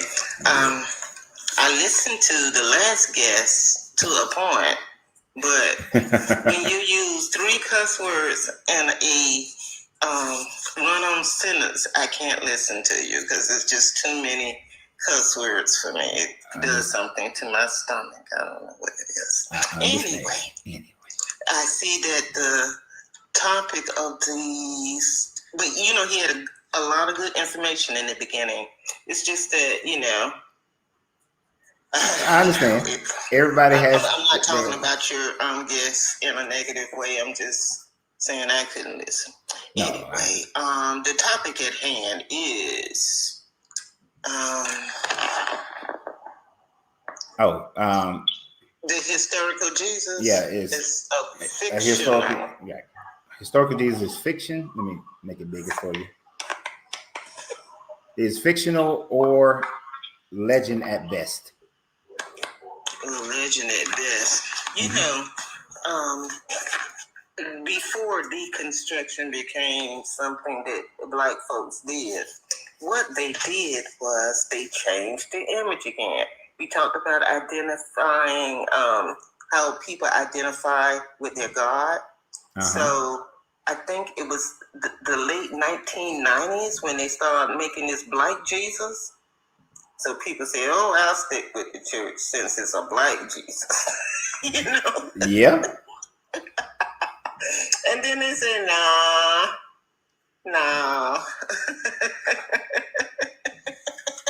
I do remember that. I remember when people start coming out with the Black Jesuses and changing up the white Jesus. And actually, we saw a growth in one of the churches that I belonged to at that time frame. We actually saw a growth in our membership when we started promoting a Black Jesus. Because people could identify, I guess, with their Savior. Yeah, because I don't know if you remember, like especially for us what are we, Gen Xers, when we started picking up from the Black Power movements in our music, and like the rap music was very big with Black empowerment and so on and so forth. To have a white Jesus was like off-putting. And then that's when ISIS Papers was big as far as a read, and Malcolm X was big as far as a read. So because we started identifying more about being Black, the churches made that. Some churches made that switch, and the churches that made that switch actually grew. Mm-hmm. Because Black people said, "Oh, okay, now I can go to this church because they got a Black Jesus." And you also had the Nwampu movement at that time frame with Nwampu. Right, it's either called Nwampu or you can call it Right Knowledge. It was Malachi York. You remember him? No. Oh, he built a compound down in South Georgia, and it was supposed to be what he was doing was making all the characters of the Bible Black. He was incorporating a little bit of he was Afrocentrizing Christianity and Islam, melded together. Well, Christianity, Islam, and Judaism kind of melded together, but every character was Black, and so it was like telling the same story, but telling it in a way that empowered Black people as the original people, as the children of God, and so on and so forth. And everything was going great until he started messing with them little kids. I actually went down to his compound in the 90s. And Christianity gets me, but that's another discussion for another day because it's just so much. But sticking with, is he a legend? Mm-hmm. Yeah, it's a legend at this point.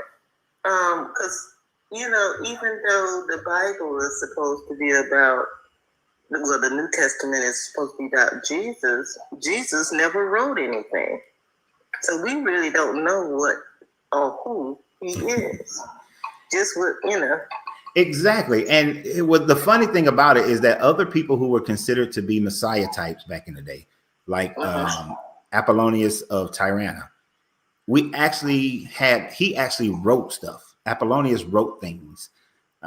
The Jesus character is one of the few Messiah types who never wrote anything themselves.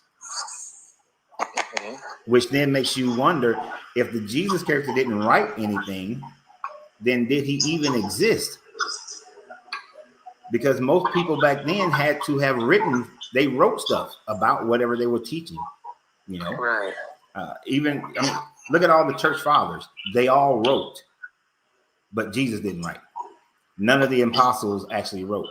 Every book that is attributed to an apostle wasn't even attributed to that apostle by name until around 180 with Irenaeus. So this character, and with the fact that Philo never wrote about him,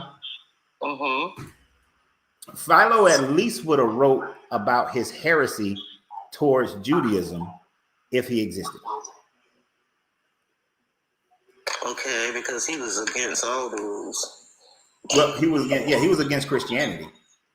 He would have been against any other type of Judaism other than the type of Judaism that was flourishing in Alexandria and throughout Judea at that time frame. Wow. So it's kind of like we know about Marcionism, not because we have the writings of Marcion, even though we know he did write, but because of the heretical of people claiming him to be a heretic and what they wrote about him. But a contemporary of Jesus never wrote, a contemporary Jew of Jesus never wrote even negative things about this Jesus.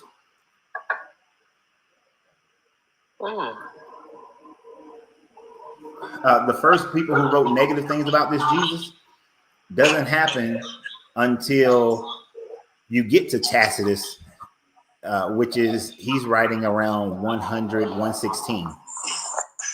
So he's writing like 70 years later, 70, 80 years later.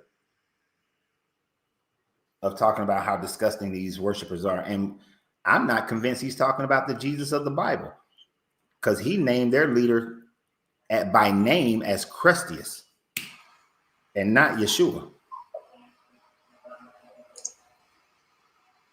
Well, all that is just so controlling. Mm-hmm. Who's gonna send us down one journey after another journey after another journey, trying to find perfection, trying to be saved, just distraction after distraction. These teachers, Mm-hmm. after the supposedly Jesus time, sent us, and I don't know exactly what was supposed to happen during that time, but I know there was a change going on at that time, but it still didn't have nothing to do with my ancestors in Africa. And so that's what I'm most concerned about, because we're talking about a minute period of time during human relations with the earth. We're talking about just a drop, and it has gone all over the world. I mean, some people take it, some people don't, but all over the world, Mm-hmm. doing all kind of things to all kind of people over the centuries. And I don't know if we're gonna ever get it straight, or is it gonna get worse? Actually, I think it's getting better. Okay. When you look at the whole history leading up until today, and look at women's rights, look at people who are free, the ending of slavery, child protection laws, we have progressed more morally than any other time frame in our history, in human recorded history. As far as from a world perspective, of course, there are always places and people who are doing some jacked up things even to this day. But as a world community, life for the average person is freer and more plentiful than it's ever been. And I think we're gonna continue to get better, because you're a Black woman, right? Mm-hmm. Would you want to live as a Black woman in the 1920s? No, I don't know what that would even look like for me. Right.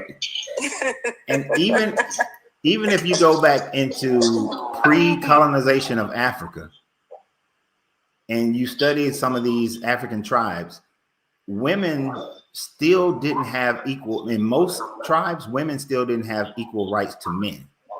Right. So even in those pre-colonial African tribes, I still wouldn't want to be a Black woman, living under the rule of Zulus or Ashanti or the Dahomey or anybody else, because your life wasn't better than it is now.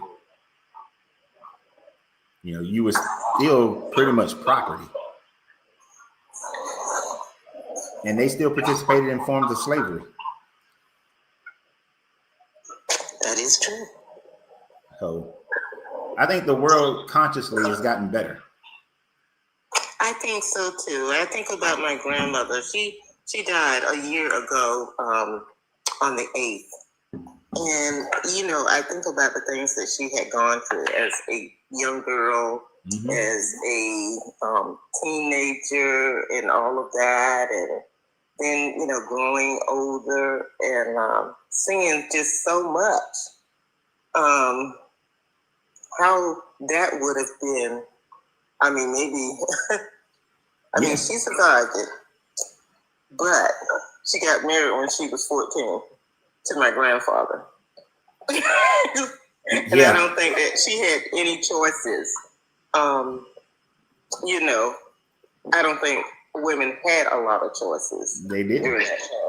My So my I grandmother think they did. did the best they could with what they had, and yeah, I wouldn't want to do that. We have progressed. Thank God for that. We progressed here in America. Places all in the world that's still lagging on, but I can say for the U.S., people have choices. Right, people have choices, and even though I know you still believe in a form of God, I can never say thank God for that. I thank humanity. I have to be thankful for the fact that humanity, through growth of knowledge in the sciences, come to change their morality. And as long as and that's the thing that I don't think people realize. As science improves, morality has improved alongside of it. When science doesn't improve, morality diminishes. So, like during the European Dark Ages, because they don't the ones that had the Dark Ages, during European Dark Ages, their science was shut down, and so the morality took a downward turn because their science was shut down, and it was shut down because of the church. So, as we've improved in medicine, in mechanical engineering, and every other form of science, our morality has improved in accordance with that. And we're still improving. We will improve faster now than we have ever improved before. And especially with freedom of movement. If you think about freedom of movement, you don't have to live in America no more.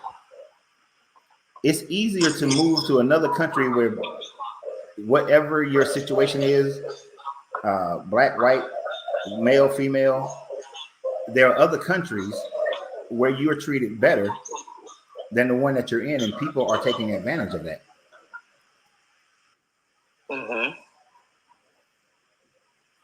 So like a lot of black men and women are leaving America because they can get treated somewhere else better.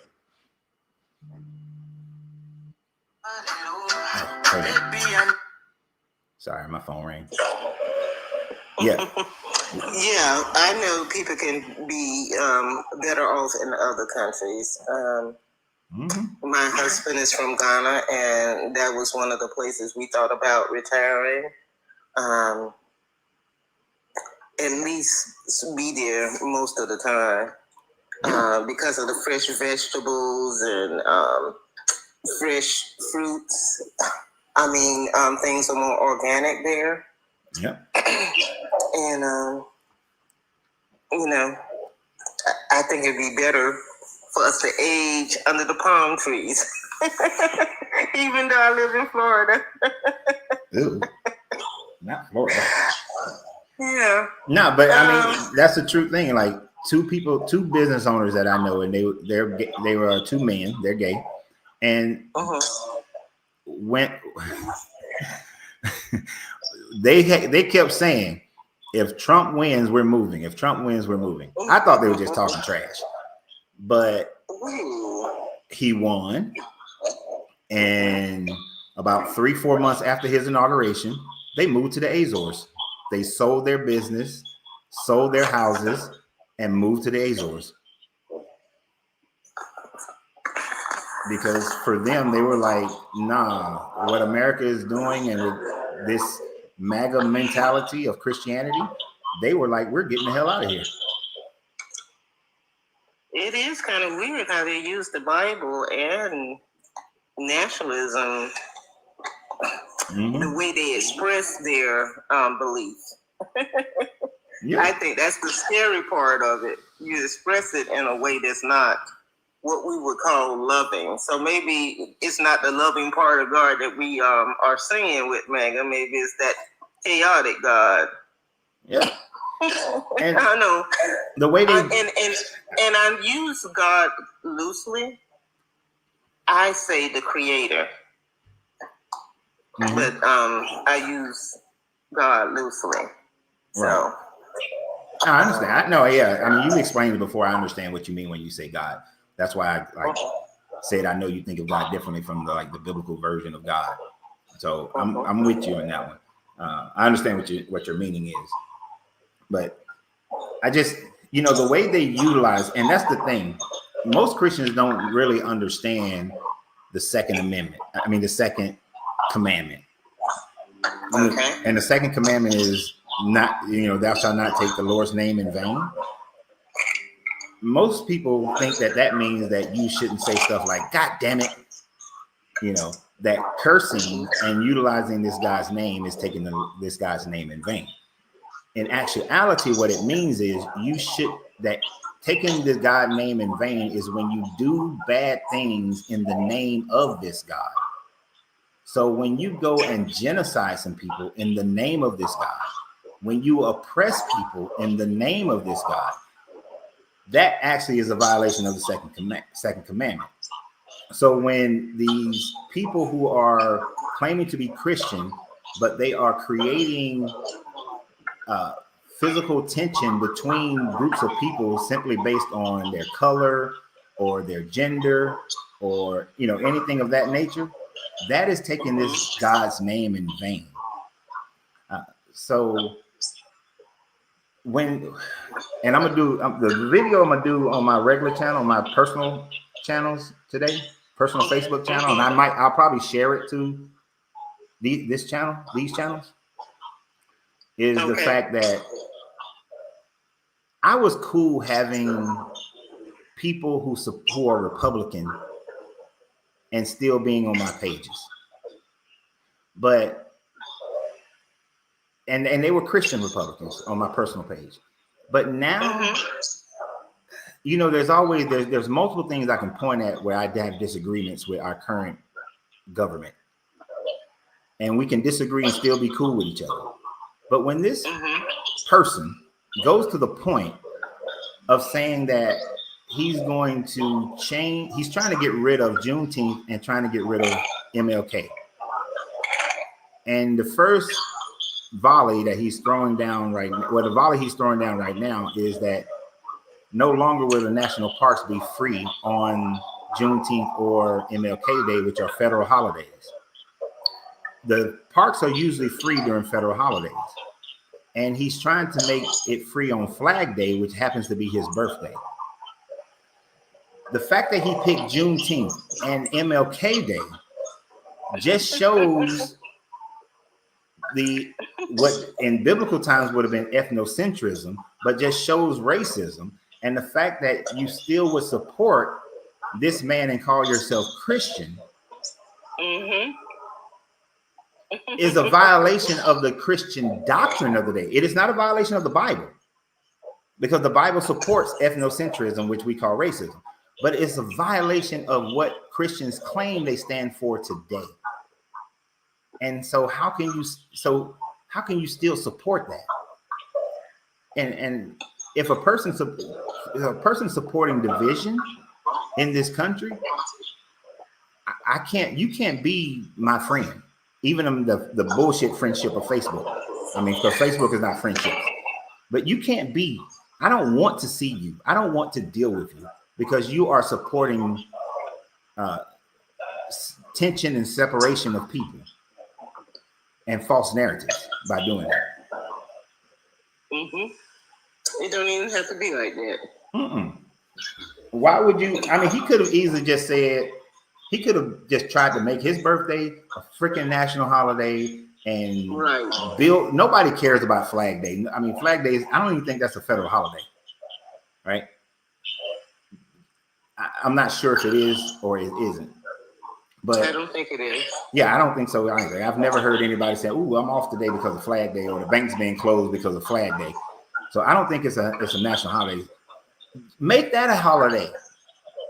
But you're trying to take away the two holidays that Black people have out of the overwhelming majority of holidays that are created by and for white people. If that's in your face racism. But it's supported by the Bible. But I think some people just don't get it, They just don't get it. And that's the thing. The Bible says that you can have racism, but the doctrine of Christianity today, for most people, goes against racism. And there's a difference between the doctrine and what the Bible says. And so that shows that our morality, and even the morality of Christians, is greater than the Bible's morality. So I can't deal with anybody who's going to support that. They need to get the hell on. I don't even want to see their face. I don't want to see not even a one comment that I might even like. I don't even want to see the comments I like from them fuckers. But that's the problem with this Bible, and that's the problem with these Christians, is that they are so easily swayed by the doctrines, and they can easily change with the doctrines because they find their own Bible to be immoral.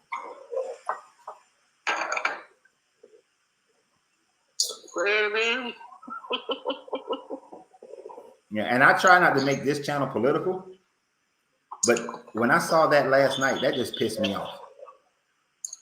Oh, you're talking about that speech? Well, I saw the news on him I saw the news on him making MLK and Juneteenth where you got to pay to get into the national parks, completely violating the federal mandate that the national parks are free on federal holidays. Well, it doesn't make any difference because yesterday he had a rally and I couldn't get through 10 minutes of it. It turned my stomach. Oh my goodness. The things that this man is saying is endangering people's lives and their livelihood. Oh, I didn't see the rally. What did he say? Well, of course, he doubled down on the Somalian people. And then, and then he called African countries, what he calls them. And, he was just, he's all over the place. But those are the things that I heard, and I couldn't stomach it because I'm just thinking about a little Somalia, a kid going to school and being bullied. Yeah. And some of them will be bullied because their parents are going to be repeating that nonsense, and the kids are going to follow suit with what their parents say. And I am really pissed off about this whole Venezuelan thing because, let me put it like this. Can Venezuela beat America? No. But can Venezuela pull off a Vietnam type of situation? Yes. Especially since the last 30 plus years, American military forces have been training for desert warfare. We stopped when I came in the Marine Corps. That was one of the last time frames that we trained for jungle training. So everything from 89 all the way up to today is all been desert and urban combat training. We don't know how to fight in the damn jungles no more. I know. So that's not going to be, as these politicians are saying, oh, it's going to be easy. It's going to be easy. No, the fuck is not. No. We don't know how to deal with, we don't even use shotguns. Shotguns are very important in jungle training, jungle warfare. And that's something that most military personnel don't know how to use in a jungle situation. Because your enemy could be 10 feet away from you and you not see him. The last 30 years, we've been fighting where we can see a joker a mile away. So I don't like it. And we're doing it over some bullshit because we want Venezuelan oil. And why can't we go in there as Christian folks and make a deal that will help both sides improve the life down here in South America, and then we wouldn't have any immigrants. And then, people could be happy getting surplus for the you can't do that. For the budget. You can't do that. You gotta be the big kid on the block. And destroy lives. Mm-hmm. Christians ain't gonna do hell. The ones in Venezuela, they Christian too. Oh, that's right. Yeah, they're mostly Catholic, so they ain't doing that either. Yeah, that ain't gonna work. Most of the wars that have been fought in the last 2,000 years, or I'm gonna say not 2,000, in the last 1,700 years have been Christian on Christian.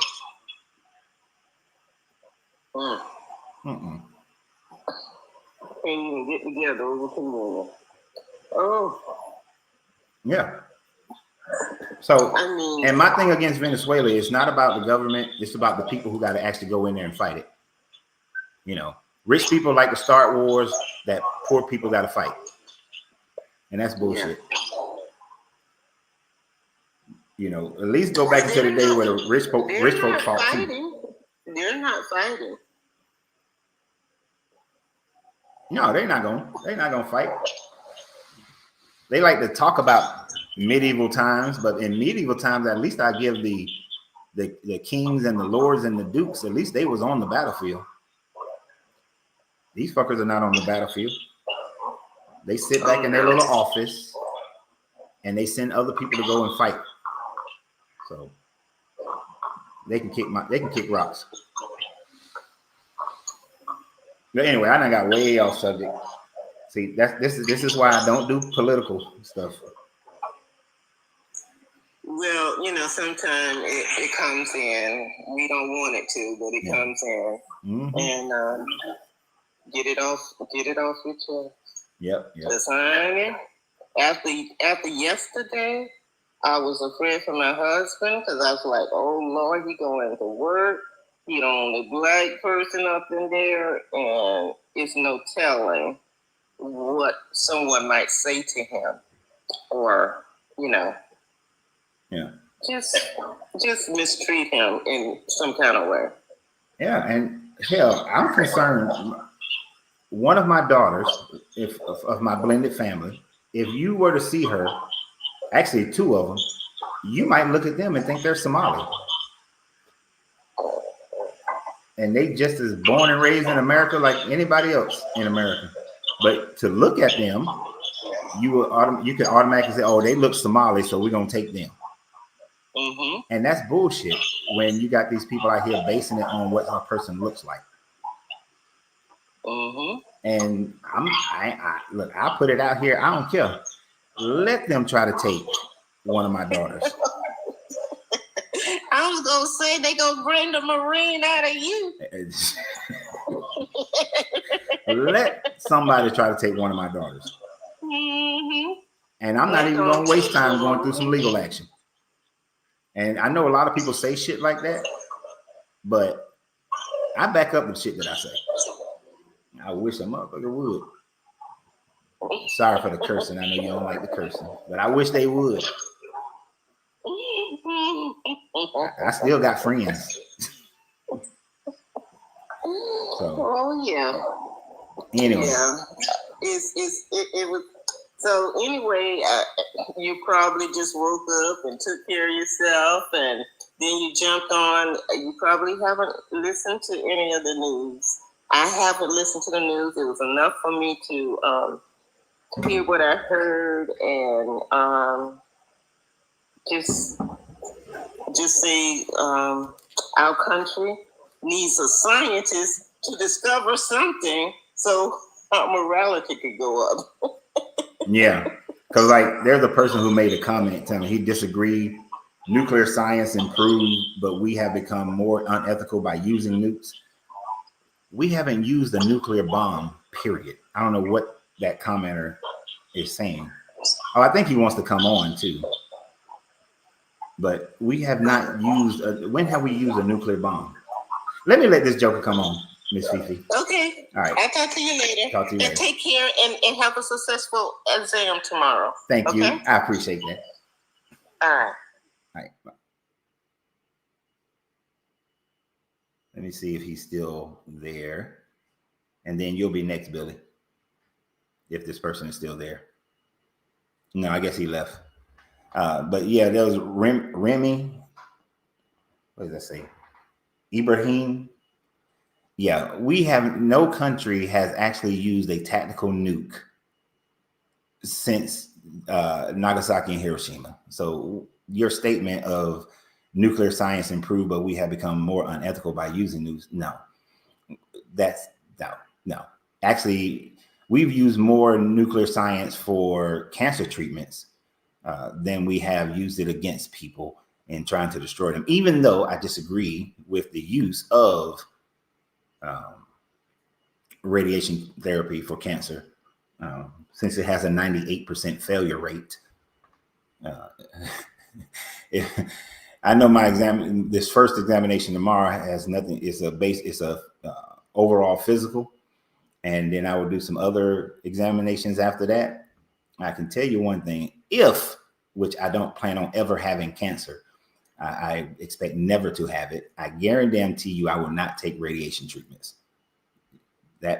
Radiation treatments makes no sense to me with a 98% failure rate. So we're gonna bring my man Billy up. Hey, Coach. How you doing? Pretty good, Billy. How you doing? I'm doing well, sir. Thank you for letting me in again. Of course. Definitely. And I did get your email. I will shoot you an email, anytime soon. You did? Uh, You sent me an email? no. I say I'm gonna shoot you an email. Okay.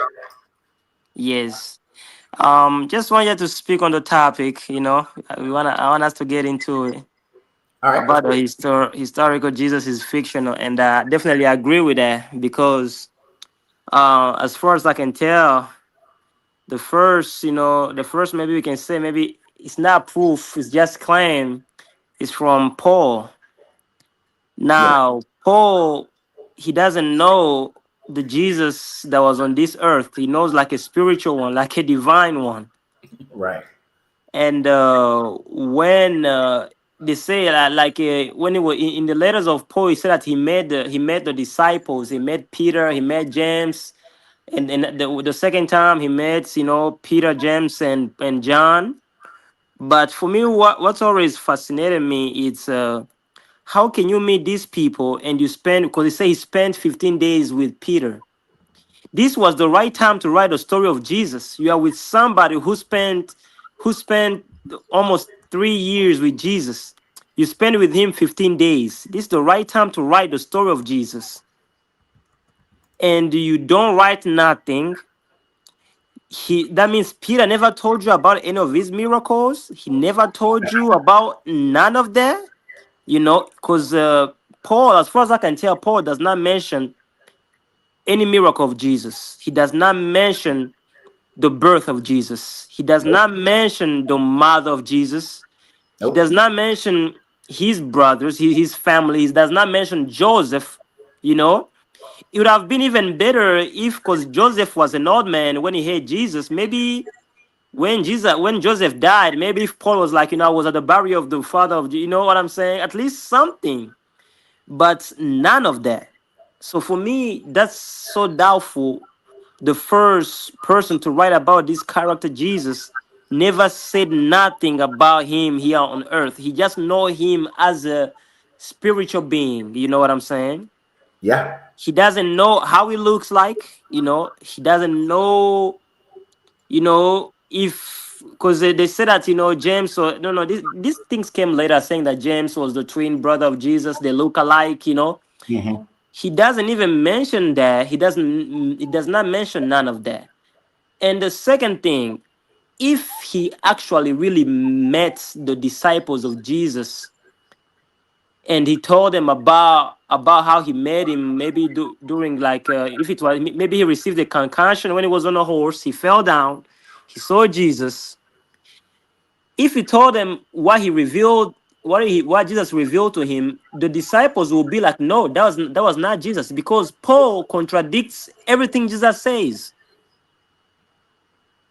Right. For me, He I always does. have an issue about, like, Paul contract. That's why I always tell people, you're not Christian. Christianity is Pauline. It's not from Jesus. Jesus was a Jew. He wanted you to follow the law. That was his thing. So imagine the Jesus that was on earth, he said that to follow the law. But the revelation that was revealed to Paul is different because Paul wanted to abolish the law, and the Christianity now already abolished the law. They don't follow it no more. So who are you following? Jesus or you following Paul? That's why for me, every time I tell Christians, no, you guys follow Paul, you don't follow Jesus. Jesus was totally opposed to Paul. You know what I'm saying? So whenever I realize those things, I feel like the Jesus Paul is talking about is different from the Jesus that the Gospels are writing. No, I agree 100%. That's one of the reasons why I think Paul was an agent of Rome. Uh, letters written, Mhm. I think the letters are written by Josephus, and maybe somebody was utilized to impersonate or to be the avatar of those letters, which would then make them Paul. But this person never, ever, ever actually existed in the framework that the Bible says he existed. And he could not have met, I don't think he met the disciples.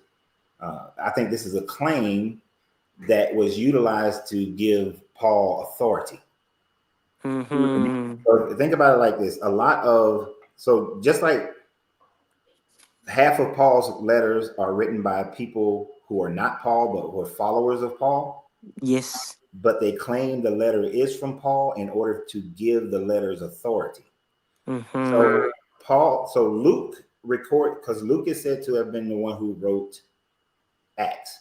Luke was Mhm. a disciple of Paul. Yes, but it contradicts so much Paul. Yeah, but he's writing based on Paul's letters. He's Yes. not writing based on Matthew, Mark, Luke, or John. Mhm. He's writing based on Paul's letters and claiming that there was this first meeting in the first ecumenical meeting in Jerusalem is a way to give Paul authority by attaching Paul to the disciples and the disciples accepting him. Definitely. And by their acceptance, it gives Paul credibility. And then Mm. after the letters of Paul, then we get these writings that tell the story of this Jesus character. But these are being written for the most part for the Jewish audience. Definitely. So it's going to have a lot of Jewish aspects of it, which then creates Mm. contradictions between Jesus and Paul, especially when it comes to salvation and the law. Whereas Paul's writings are geared towards the Gentiles, geared towards the Romans, which why is absent of these of following the law and the Jewish traditions and so on and so forth. And so that creates this whole contradiction in which calls people to follow Paul's version of Christianity, because Paul's version of Christianity is something that the masses can do, whereas Matthew and especially Matthew and Mark's versions are more geared towards what Jewish people would do. So I'm in agreement with you. Most Christians are following a Pauline type of Christianity, which is different from the Jesus type of Christianity. But of course, they cherry pick which ones to talk about so that they can seem like they are one and the same. Yeah, they're You're given. definitely right. Yeah, Paul doesn't even talk. He doesn't talk about a resurrection. He doesn't talk Yes. about any of that. And then, Wow. have you ever Yes. have you ever compared? And I know you probably want to say something about the resurrection part, but so I want you to say something about the resurrection part. But let me ask you this question: have you ever compared Euripides' Bacchae to the story of Paul? No, so I'm still reading those, like, I'm in the classics right now. I've just started to dive deep into it. I haven't yet, but it's on my list. Okay. I'm about to read the classics. So I've just started to read the classics, and then next year I'm taking Hebrew class and Greek. So I want to learn these two languages. I want to put it into my repertoire. Since I speak seven, but I want to add these two on my repertoire. Yes, but it's gonna be. Tell me more. Tell me a little bit about it. So so just to give you some highlights, some cliff notes. Yes. In the backyard, you have this man. I think it's the king, Mm-hmm. and he is he is persecuting the followers of Dionysus, right? And he actually has a meeting with Dionysus, but doesn't know that he's talking to Dionysus. And when Dionysus is asking, why are you persecuting my people and all this kind of stuff, uh, and he convinces him that he shouldn't be persecuting the followers of Dionysus and that he should be actually part of that relationship with Dionysus. Yeah, he should have a relationship with Dionysus and be a follower of Dionysus. So it has that Paul falling off the horse motif of meeting the actual God, but without knowing that he's talking to the actual God. Mm. And then and then Dionysus he turns water into wine. Yeah, I know about that, and it's about turning water to wine, but I did not know about that part. Wow. Yeah, I mean that's the main idea of the backyard is this king who is persecuting Dionysus, the followers of Dionysus, but then Dionysus visits him and then converts him over to a follower of Dionysus. Wow. Yeah, I can really see how how they can compare if you really look deep into it. Yeah, and And Dionysus similarities to the Jesus story. Jesus. Yeah, Mm-hmm. and you can see how that was being used. And this play, this Euripides backyard, was a popular play for over 300 years and definitely into the first and second century. Um, well, Wow. actually, it was a popular play for about 600 years. Sorry, because it lasted in its popularity up until about the second century CE, and I think it was written in the fourth century CE. So it was about a 500-600 years popularity of the story. Wow. Yeah, that's another clue. Yeah. Mhm. Definitely you got something there because if you look into it, how the similarity, even the some stories of Homer, like even how they can relate. If you read the Gospels and you read the story, some stories of Homer, even like the Odyssey, you're gonna see some things that you're like, really, something is similar, Yeah, um, yeah, definitely. And because you're definitely right. I will definitely read it, and then I will also definitely compare. But you've already given me the picture, and I can see. yeah. And if you read you've probably heard of Jason and the Argonauts that was written Yes. by Homer, and Mm-hmm. how they went for the Golden Fleece. Yes. But if you go read the story of how the Golden Fleece got to where it was at, it sounds eerily like the Abraham sacrificing Isaac story. Wow, that's so fascinating. That's Yeah. so fascinating. I will definitely. I'm really diving into classics, and then I'm gonna be reading while I'm laughing. I'm gonna be reading it while I'm laughing with a lot of gotchas. And what are your thoughts? Because you are very well educated. Um, Yes. what are your thoughts on the fact that Paul never details out the resurrection story? Yes, for me, that's also something because this whole religion is based on a resurrection. If the resurrection ever happened, Paul who even was not gonna see this Jesus if the resurrection didn't happen. So for me, it's so fascinating. The reason why you are having a relationship with this person or maybe a revelation on this person is because of the resurrection. But then you never write about it. It's kind of like somebody telling you that, Mm-hmm. the reason why I got this house is because this person gave me the money, but he never tells you the name of this person. You're like, what is the reason why you got all of this? You don't even know his name. It's so doubtful. There's no way I can just accept that this person gave you the money. You don't even know his name. You know what I'm saying? Yeah. So for me, when I look at it, it just seems to me like Paul maybe was to me it feels like Paul was having another like of course he was expecting the world to end. That's something that we see throughout his writings. He was expecting the world to end, but it seems like to me like he was kind of desperate and jealous of the people who actually made Jesus, and he wanted to prove that he made a different type of Jesus, and he feel to feel superior. That's how I feel like. Because remember in Acts, he said when Luke said that, saying when he said that Paul met the disciples, he said that they were afraid of him, that the disciples were afraid of him. You know, it seems like what Paul got was like maybe he wanted to elevate himself to show that, I got power, I'm so powerful than these other apostles. That's why even he was saying that he's the best. He even called himself an apostle. Jesus never chose you, but you call yourself an apostle, and you want to see. There's even some part where he's even having a face-to-face debate, like with Peter. You know what I'm saying?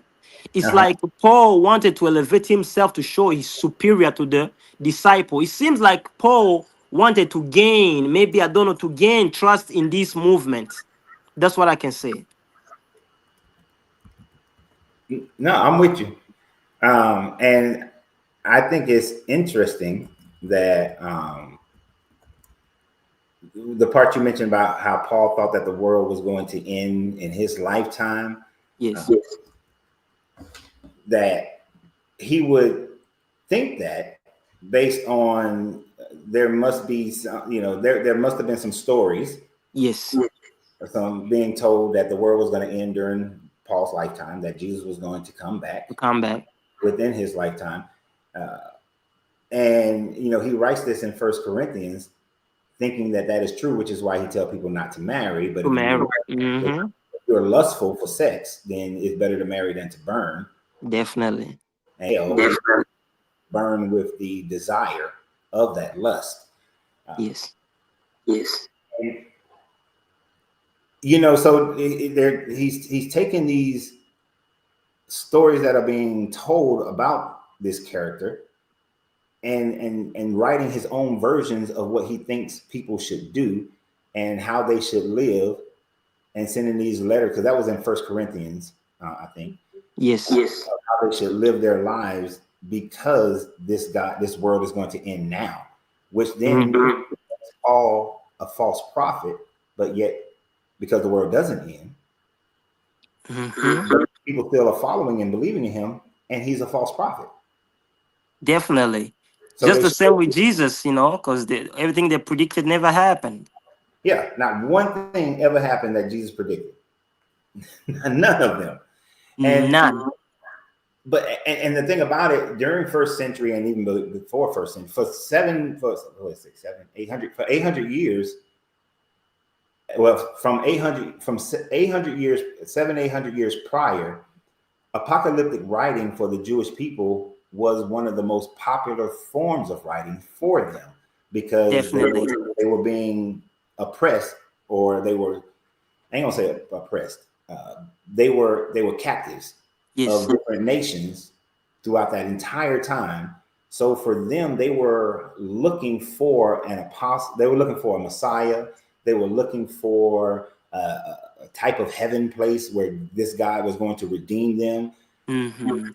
And so all the letters of Paul is doing is capitalizing on that same popularity. On that same thing, propaganda.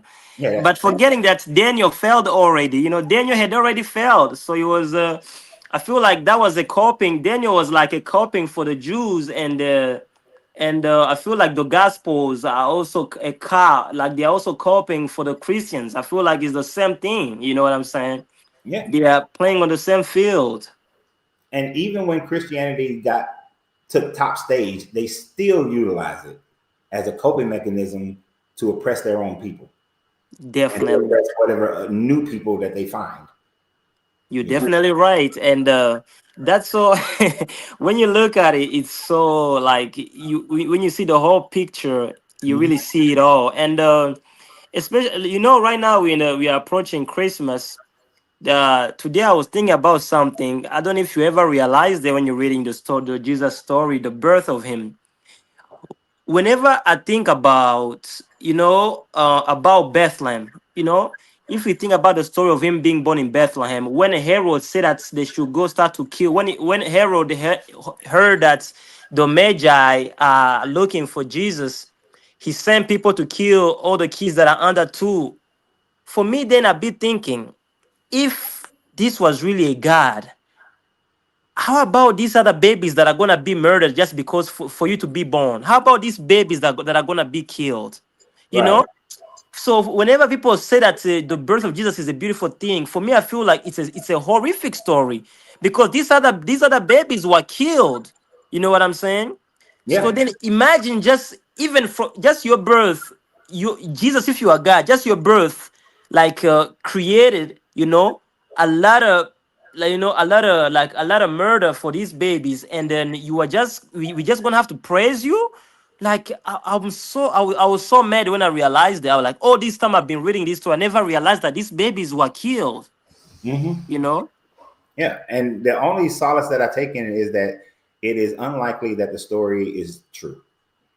That Mm. never happened It because never happened because Bethlehem had only 300 people. Even if he was looking for yeah. during that time, Bethlehem had 300 people, and if they had kids, maybe 12 babies, maybe 10. You know what I'm saying?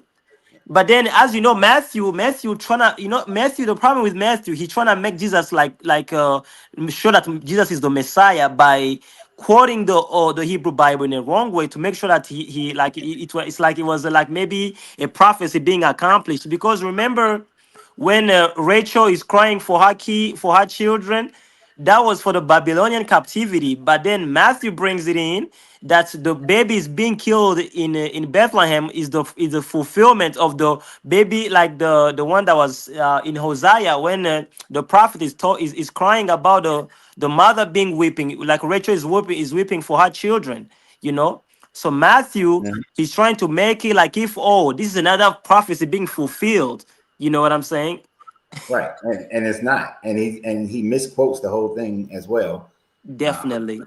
And then there would have been something would have happened within the Roman government if a puppet regime went off and tried to kill all the babies in a town.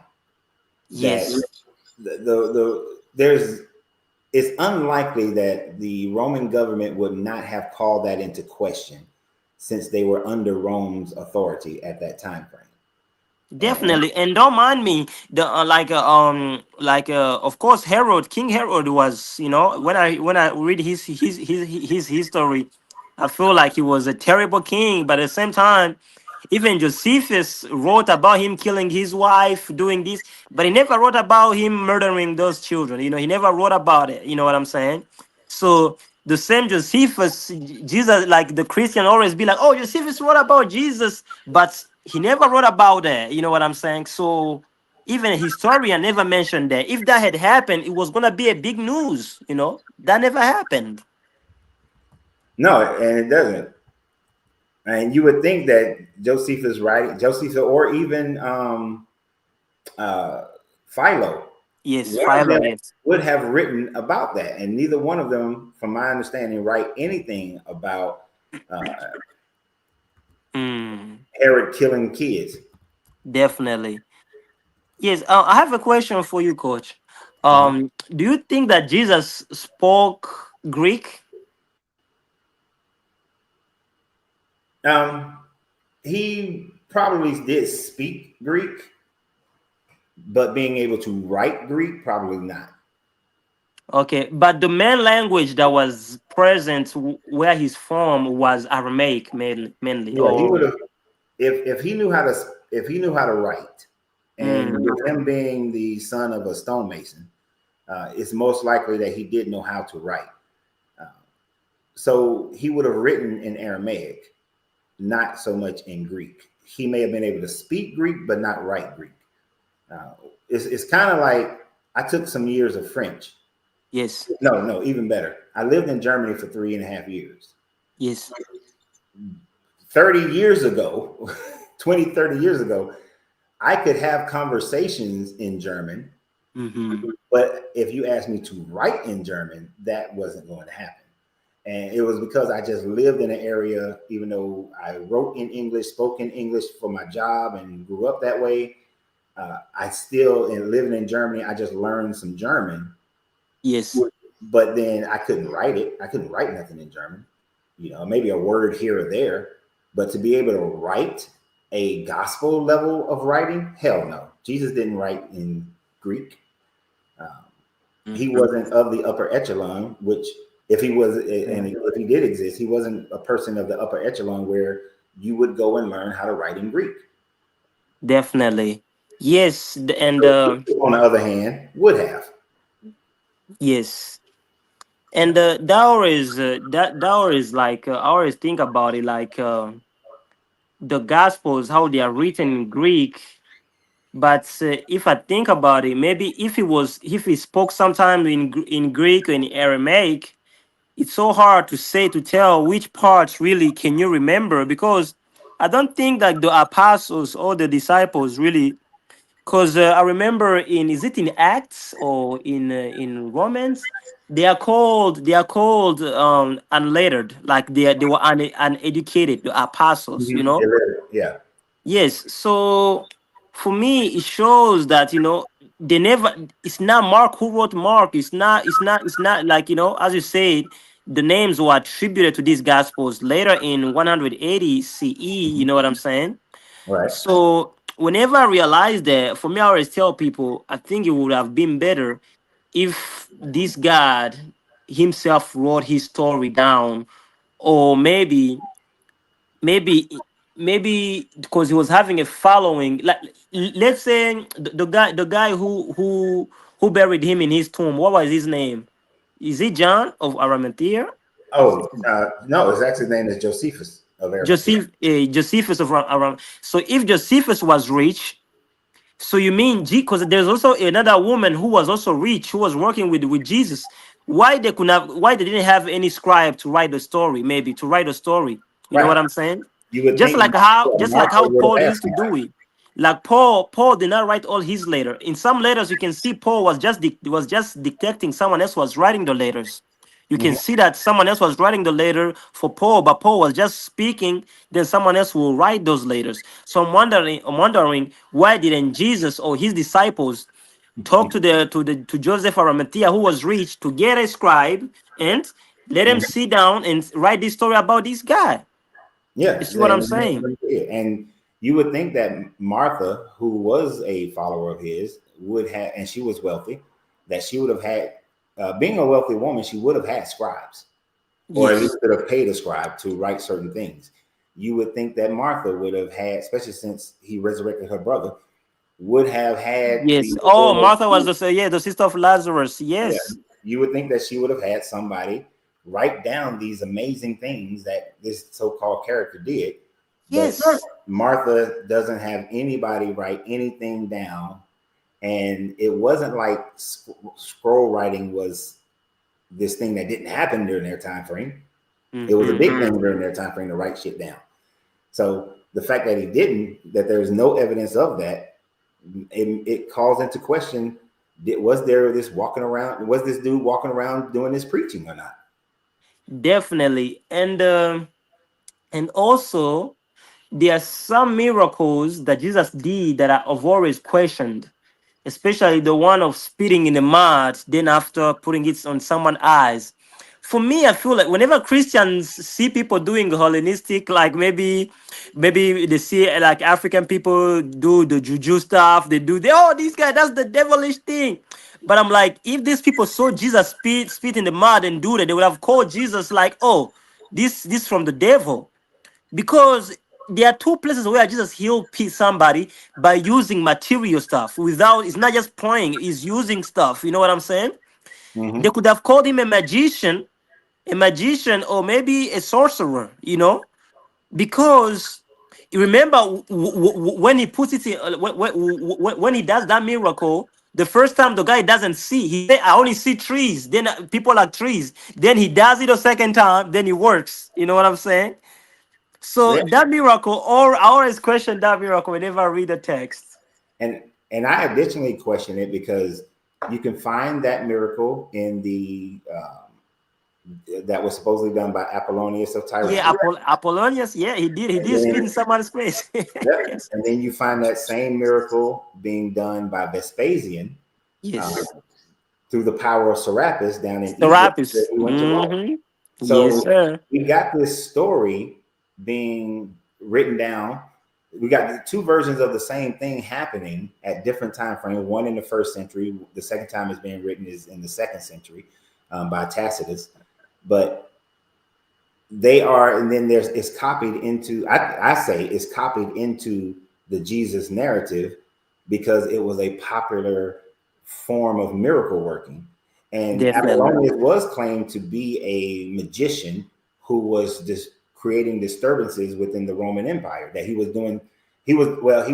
a magician who was predicting things that was against the Roman emperor. And so then he was brought into a court and they was going to kill him, but then he escapes and he flies up to heaven. Mm. So you have these similar stories, and then Vespasian does it, but after he does that, then he's made the emperor of Rome, so he sits on a throne now. Yes. You can see, then so the Jesus character, after all his miracles, he sits on a throne, but it's this ethereal throne, not a physical throne, which goes against the prophecy that the Messiah is going to sit on the throne of David. The seed of David will never leave it, and the Levitical priests will have all the sacrifices that they can use For all time and for all time. That was forever.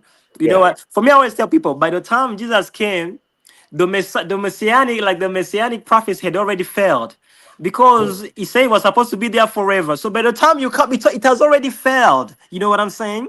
Yeah. So by the time you come, these people have been like they've just come from the Babylonian captivity. They don't have any king. They don't have nothing. It had already failed already. You know what I'm saying? So whenever I look people saying Jesus was the Messiah, I always laugh harder because I know that it was always a failure before even Jesus was born. You know what I'm saying? Yeah. And if that was going to happen, then the temple would have never been torn down. Definitely. Yeah. Yeah, the temple would not have been never torn down. You know what I'm saying? And a few days ago, I was having a conversation with this Christian who told me that, who was telling me that that Jesus was the last sacrifice. I told him no, because in the Messianic age, they're still gonna offer sacrifices. They're still gonna offer. If you read in Ezekiel, they're still gonna offer sacrifices for all time, grand sacrifices. They're still gonna be there. And I told him, he was like, no, that was for the second temple. I told him, no, that's for the third temple. I told him, look at the measurement. The third temple is 500 by 500 cubits, but the second temple was 30, like 60 by 30. It was small. You know, I told him that. Look. But he was kind of like, no, that's the that's the second temple. It's not the third temple, because the third temple is spiritual. I'm like, you see now, everything for you guys is spiritual. You try Right. to make it spiritual. Jesus will have accomplished miracles spiritual. If it's like that, we can take anybody who ever claimed to be the Messiah, saying that they did accomplish these prophecies spiritual. There is this guy, is it Babkova? Is it Barabbas. Yes, this Jew guy, this guy was, he even ran for 3 years. Babkova, is it, what's his name? He got killed in he was a Jewish Messiah. He was once considered a Oh, Jewish Messiah. I know who you're talking about. Yes. Is it Is Babkova? Is it, you talking about? He's like in the 20th century, like 19 something. yes, Jewish Messiah. Yes, he was Jewish Messiah, but but he got killed by Romans. Oh wait, you're talking about you are talking about, so that's Barabbas. Barkoba. I'm not sure. He Like was killed by, Simon Barkova. You don't know the Barkova revolt? Simon Barkova. oh yes. You know, he was killed. He was considered a messiah for the Jews. He was killed in like the first century, early first century, in the 130. You know, this guy accomplished more miracles. You know, more miracles than you once talked about him. I once saw one of your video. You talked about him. You know, he accomplished more miracles, like more like messianic prophecy than Jesus, because at least for him he was a king. Jesus was never a king. At least for him, he reigned for 3 years. You know what I'm saying? But Right. Jesus never did none of that. You know what I'm saying? So whenever they bring there, I always tell them, you know what? No, I think you guys are just wrong about it, because we know people who did more things more than Jesus, but we don't consider them Messiah at the end of the day. You know what I'm saying? And Yeah. And I've been in also into art. I used to look so I'm so into painting and stuff, and I always look at the like earlier paintings of Jesus. I used to wonder why they describe they depict him with having a like a stick, and this stick used to be for the magician.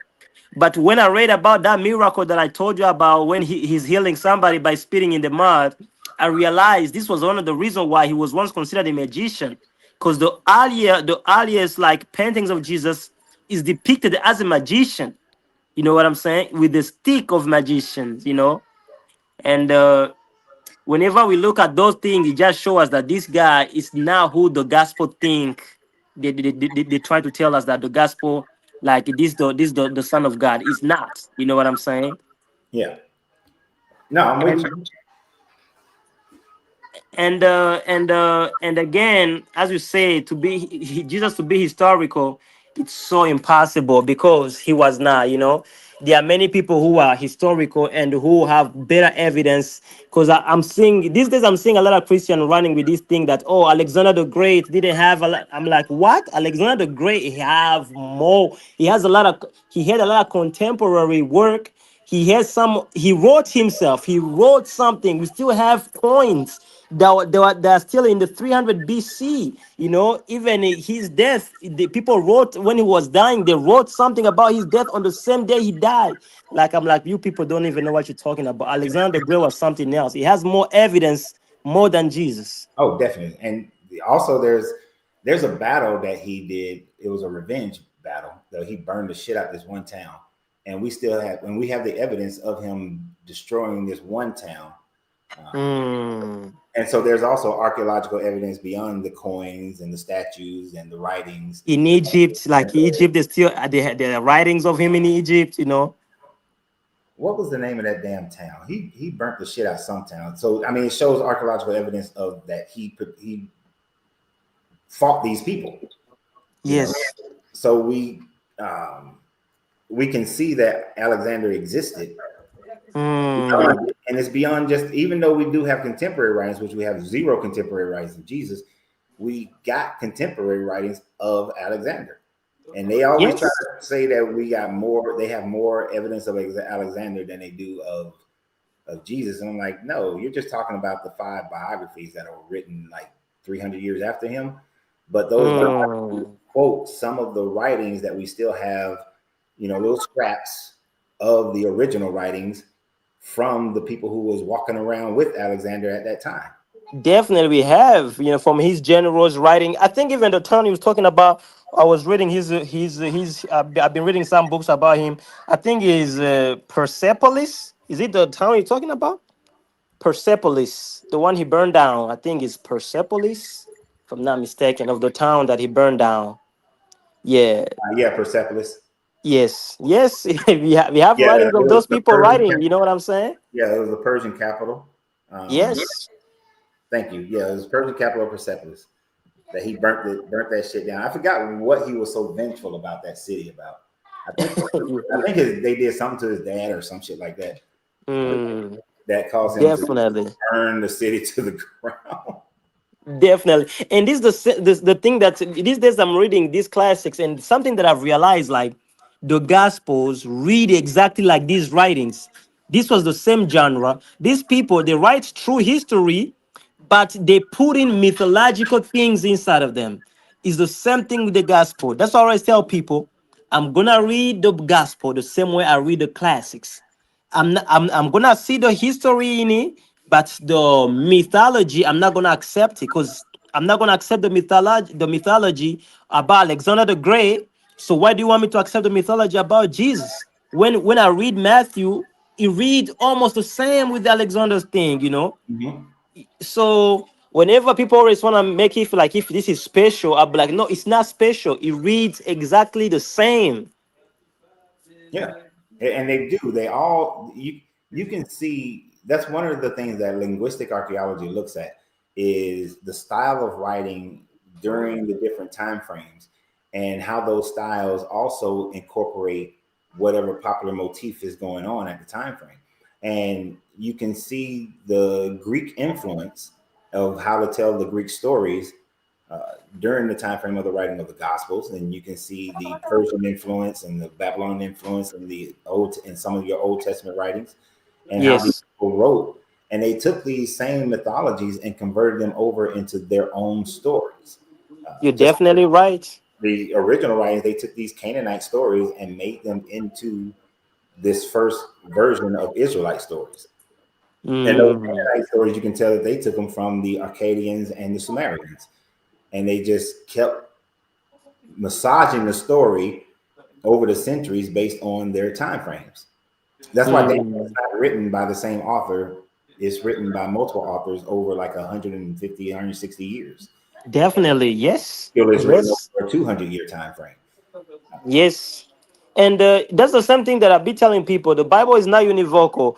When you think the Bible is univocal, you're gonna lose a lot because it's not. Because there are more than 100 writers and editors who are doing this job, and they don't agree with each other. So there's no way it can be univocal.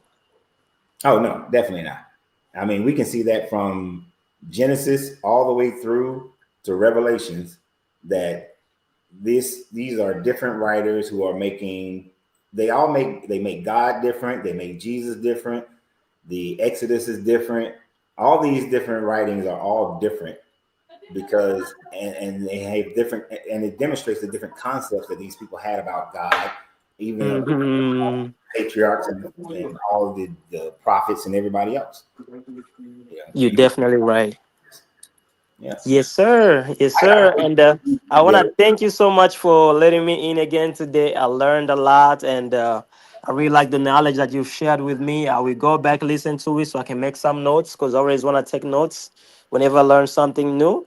And And let thank me you so much. I will definitely shoot you an email. yeah. Hopefully someday maybe we'll host something together. But thank you so much, Coach.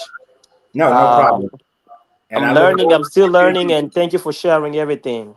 yeah, send me the email so we can schedule a co-hosting appearance, and then I'm gonna hound your ass about starting your own podcast. Just to let you Thank know. you so much. I appreciate it. Have All a right, good day. you too. Thank you. All right. Yes. Put a 1 in the comments if you think Billy should start his own podcast, because I think Billy should start a podcast. Uh, I honestly do, and especially I think he said he speaks 7 languages. Yeah, start a podcast, my guy. Mini boss, Hi there, Coach. how you doing? I agree that Jesus is legend at best, but I think that he was a historical figure. That there were many Jesuses, like you said, Josephus talked about. But I definitely think legend was added onto him after as the time went on, based off of other figures like Mithras and Osiris and all of those guys. Okay. That's what I think about him.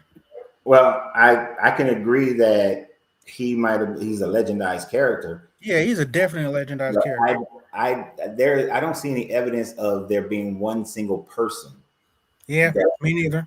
and but see, that wouldn't make him a historical character. Mhm. So like we have legends about Davy Crockett, we have legends about John Henry, Yeah, but they were actual individual persons that then their story was legendized. that's what I think Jesus was, sir. But he I would don't have to think it was. I don't think he was wasn't one person. I think he was a bunch of people that. then he's not historical. Yeah, you're right. I'm stupid. If it's a mixture of a bunch of different people, Yeah. then that is not a historical character. Well, yeah, that's true. That's a Did you know? I'm surprised that you see that Jesus picture to your far left, the one with the hat on. Did you know that dude was a murderer? yeah, that's Caesarea Borgia. Yeah, I thought I was the only one that knew about that guy. I thought the one that most people knew about was the Salmon Jesus. You know what I'm talking about? The who? Salmon. Salmon. Salmon. He was an actor. Salmon. Sallman. He's an actor that they chose him to be the new face of Jesus in the 1940s. That's who the most of the main Jesus pictures are painted off of now. Oh, that dude. Yeah, that guy. I thought that was the Oh, most famous one. I didn't even know you knew about the murderer yeah. guy. So that's one of the ones in the middle, right next to Caesarea Borgia. Yeah, that's him. Yeah, no. There's a ton of people who know that the one of the first Caucasian versions of Jesus was Caesarea Borgia. and that he was the son of what I forgot what pope. I think one of the Leo popes at the time, and he was the son of one of them, and he was the one that posed for the picture to be determined to be Jesus. I'm gonna use your consulting thingy when you come out with it. How do you start it? Are you registered or anything? Did you sign up with the government? What do you mean? Your business you're coming out with. So you would have to own an IT firm, or you would have to need IT security, and financial management. Do you Now, do you have that? Management wing is going to take a little bit of time to get that one established because there are certain things that I have to do in order to do that. The IT consulting part, that's going to be pretty quick and easy. That'll be set up by February. Oh, so you'll be open by February? Cool. As far as the IT consulting part, sometime in February, that part will be established. And you're registered and everything? I hope you post a link because I want to use you guys. Cool. What does that do?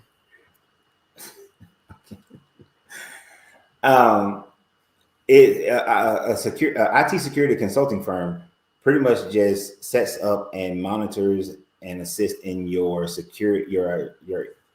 security for your company or your 501c3 or whatever you have. So, do you own a company? Huh? Do you own a company? No. Yeah, then you wouldn't use it. Okay, I was just wondering. And final question. When Christianity is proven to be fake and everything, if somebody does invent like resurrection like 2 trillion years from now and you get resurrected, what do you think you'll be doing in the future? What? If somebody does invent resurrection like 200 million years into the future and they resurrect you, what do you think the first thing you'd like to do would be? You wouldn't still be making deconstructing Christianity. If somebody invents a way to resurrect people, I don't know, because you would have to be able to resurrect my consciousness as well, and put it back in my body, put it in a body. I'd like to watch. I would like to get on YouTube and see what new stuff is. In 200 million years, YouTube won't exist. Maybe somebody will pass it down or something. Humans probably won't exist in 200 million years. Yeah. I mean, everything on this planet goes through cycles, and most things become extinct on this planet. So I doubt if human civilization will last 200 million years. Final question. What do you think your topic will be tomorrow, Coach? I have no idea. I'm not even sure I'm going to be able to do a show tomorrow because I have medical exams tomorrow. So I'm not even sure if I'm going to have the ability to do a show tomorrow. Okay. Thank you. No problem. Good night, Coach. Good night. Goodbye. Well, good afternoon. I have no idea what I'm. Yeah, I never know what I'm talking about from day to day. Hell, sometimes I don't even come up with the subject matter until like 5 minutes before the show starts. I don't know. People think I think about this all day. I don't think about this all day. Once I get off here and after I have lunch, I do a couple of videos. And after that, I don't think about this for the rest of the day. Right. I wake up in the morning. Sometimes I might see something that I say, "Ooh, I'm gonna talk about that tomorrow." But most of the time, I don't think about this. People think that I spend my life thinking, no, I don't. There are far better things for me to spend my time doing, especially once my wife gets home. I don't think about this at all. At all.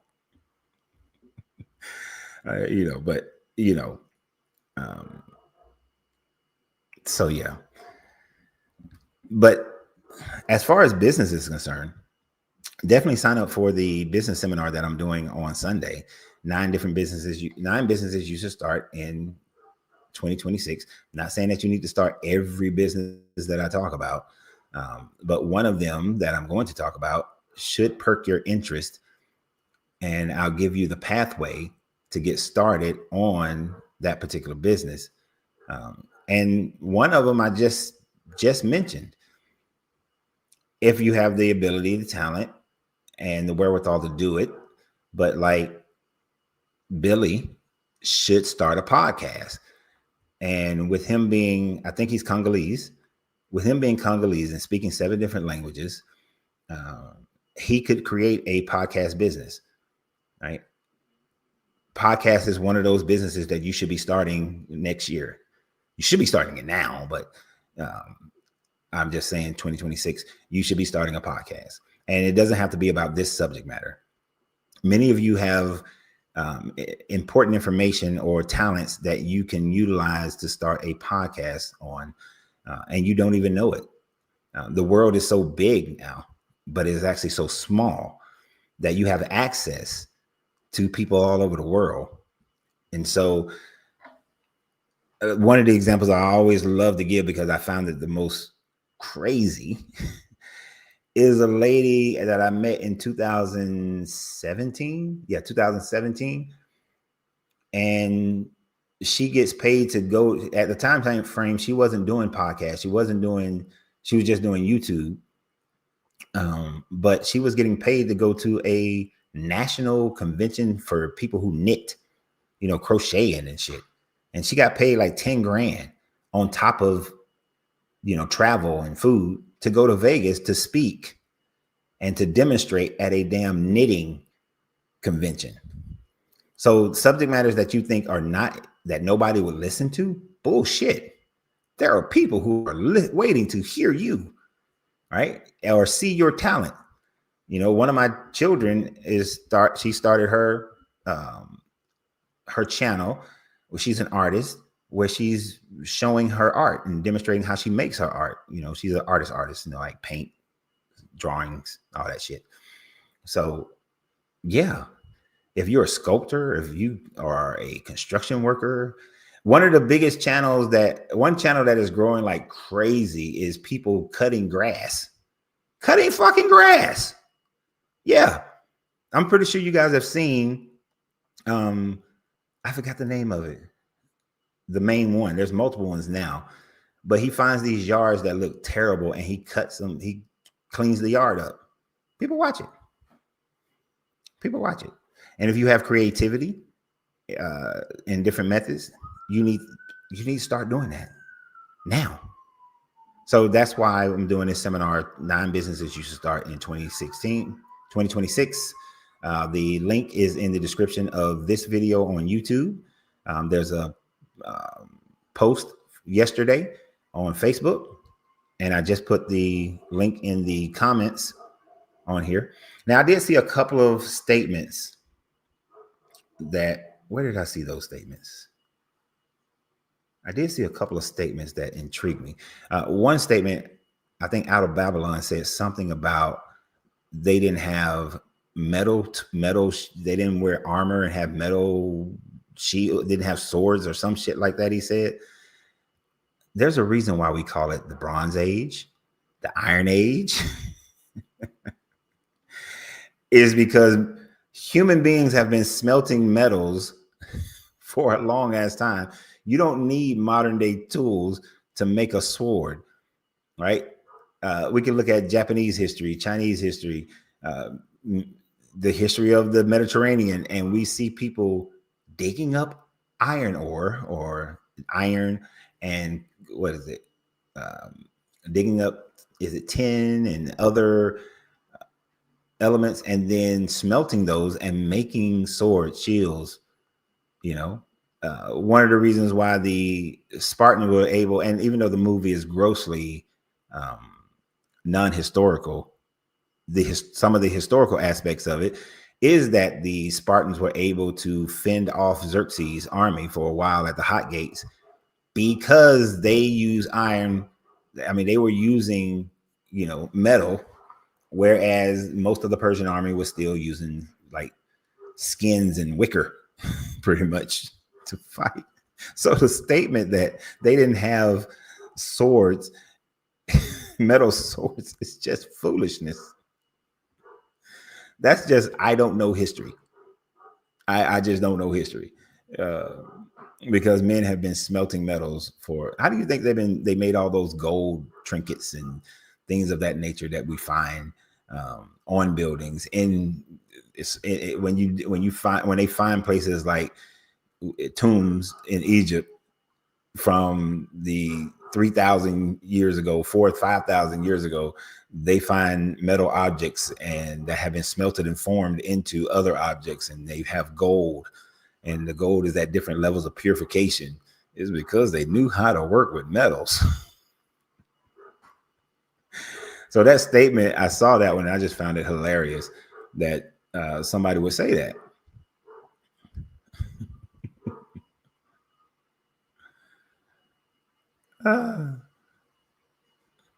He's still sticking with it. He's still sticking with it. Look at it. Hundreds, if not thousands of swords, no power tools. That is so funny to me. Let me tell you what you need. You need fire, a cauldron, and you need hammers. Those are your primary things. There's other tools that you utilize as well. Oh man, I wish I could remember the name of this show. My wife loves this damn show where they have to make certain weapons, and these guys are utilizing the overwhelming majority of the tools they use are non-power tools.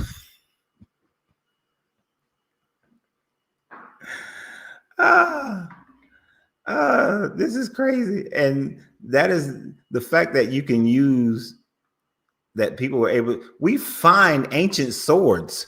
What in the 3 levels of hell is going on in your mind out of Babylon? We find ancient swords. Yes, forged in fire.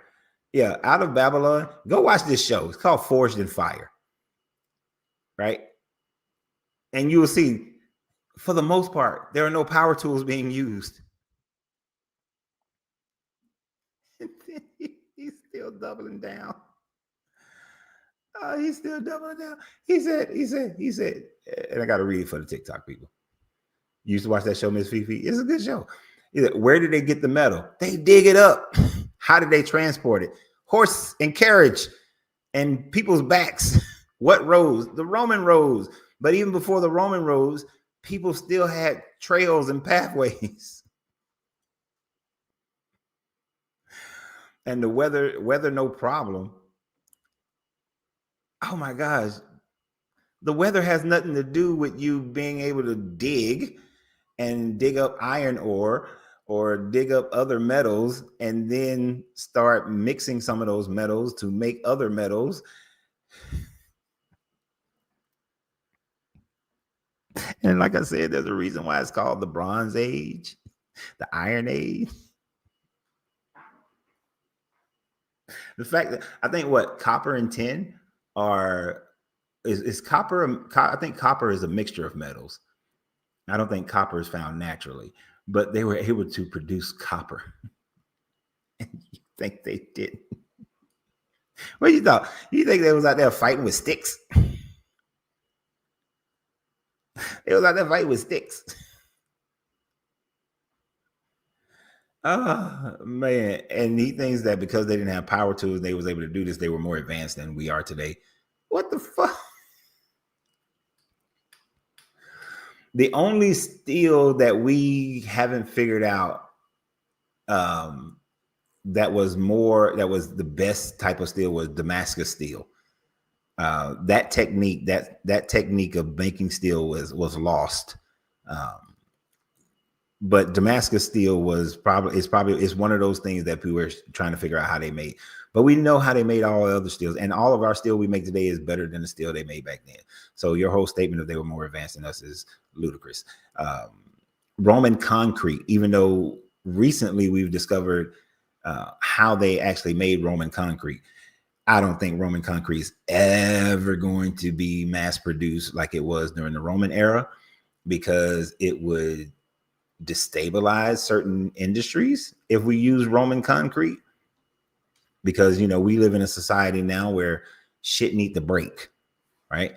It's like this house that we're moving out of, one of the reasons why I want to move out of this house is because the foundation is cracked.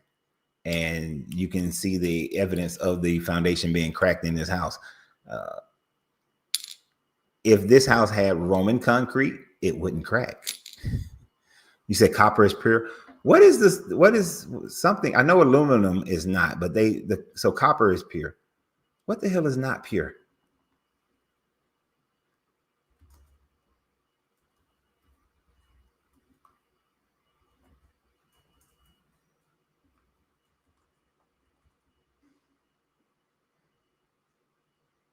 Oh yeah, copper is found pure.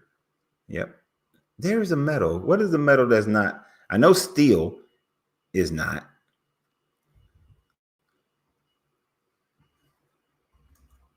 So you can find copper, right? You can dig up some copper. And then when you dig up the copper, you melt it, get the impurities out. And after watching Forged in Fire with my wife a few times, you merge these metals with other metals to make certain shit, make other metals.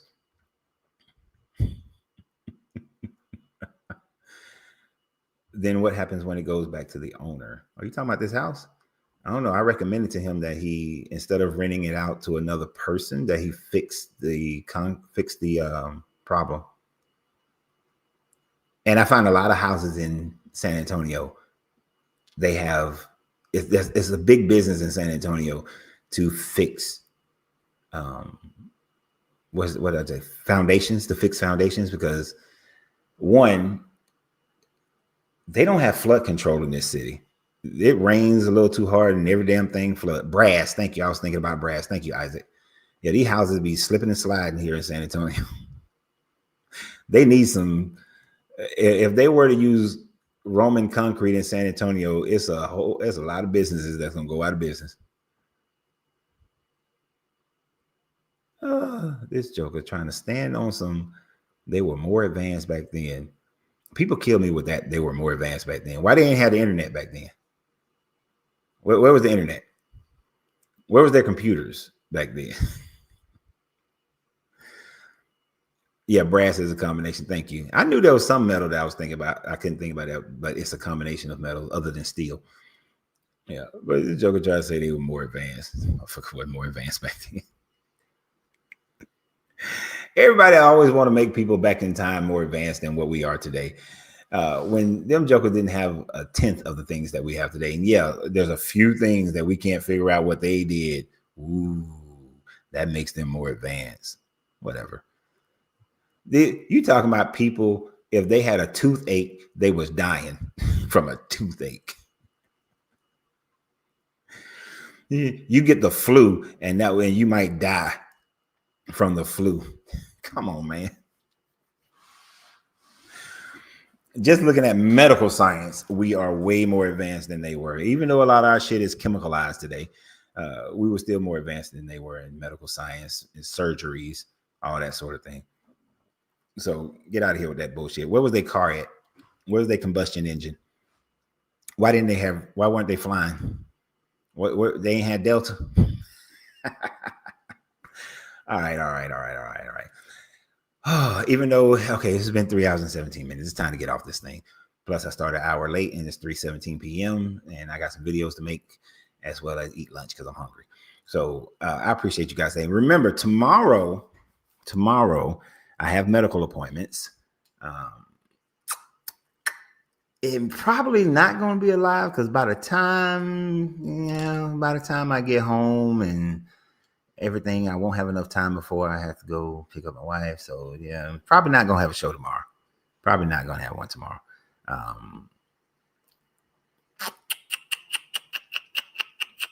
Maybe we'll have a short show on Friday.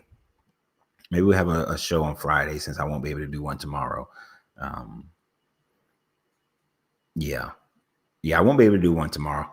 That's a guarantee. So maybe we'll have a show on Friday to replace the show that we're doing today, that we won't be doing tomorrow. So let's look for Friday out. Of course, I'll post it out what time the show is going to be. But y'all have a great evening. Sign up for the webinar that we're doing right now. There's a few people who are going to be on there already signed up for Sunday. And, you know, I don't care if there was, I mean, it's more than one person. So it's a couple of few people. And so those couple of few people probably wanted to stay a couple of few people so that they can ask more questions and we can get into more details.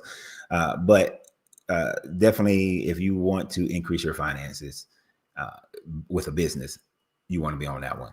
I'll probably do another Financially on Fire seminar soon, so that you can learn how to fix your credit, how to manage your money, and things of that nature, how to budget, how understand how money works.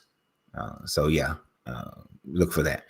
But anyway, in the meantime, in between time, y'all have a great day. Thank you for sharing all the videos, for being subscription holders, subscribers. I appreciate all of that. I truly do. Those who donate to the channel through Cash App, those who give gifts, I appreciate that tremendously. So I appreciate everybody who's here and all your comments, because your comments help move the needle as well. We're continuing looking to grow these channels so that I can demonstrate to you guys how to grow a channel. I can already, you know, if you didn't see The Truth Wanted, you can still go to Truth Wanted and see the episode that I did with Truth Wanted. What made me think about that is the fact that I was tripping because I have actually more followers than Truth Wanted. But before the show, we actually went over a bunch of stuff of how to grow Truth Wanted, how to grow that channel. So, but it was a good show. Had a couple of people talking about some crazy stuff, but I love the last caller. The last caller that we spoke to on Truth Wanted was somebody who deconstructed from Christianity, still in the process of deconstructing, and has lost family members, friends, and feels alone. And I think we gave her some good advice about her going through those stages of deconstructing. And I think many of you should, if you don't listen to the whole thing, go find where we talked to this lady at the end. I forgot her name, but towards the end of the show, when we was talking to her, if you're struggling with your deconstructing, the emotional part and the family and the community part, that part, some great advice was given. And I think you should go and listen to that on Truth Wanted that we did last week. So y'all have a great day. And always remember, you have to free yourself to be yourself, because your greatness is non-negotiable. Good journey, good vibrations. And y'all can keep arguing about blacksmithing, because obviously out of Babylon don't know anything about the history of being a blacksmith.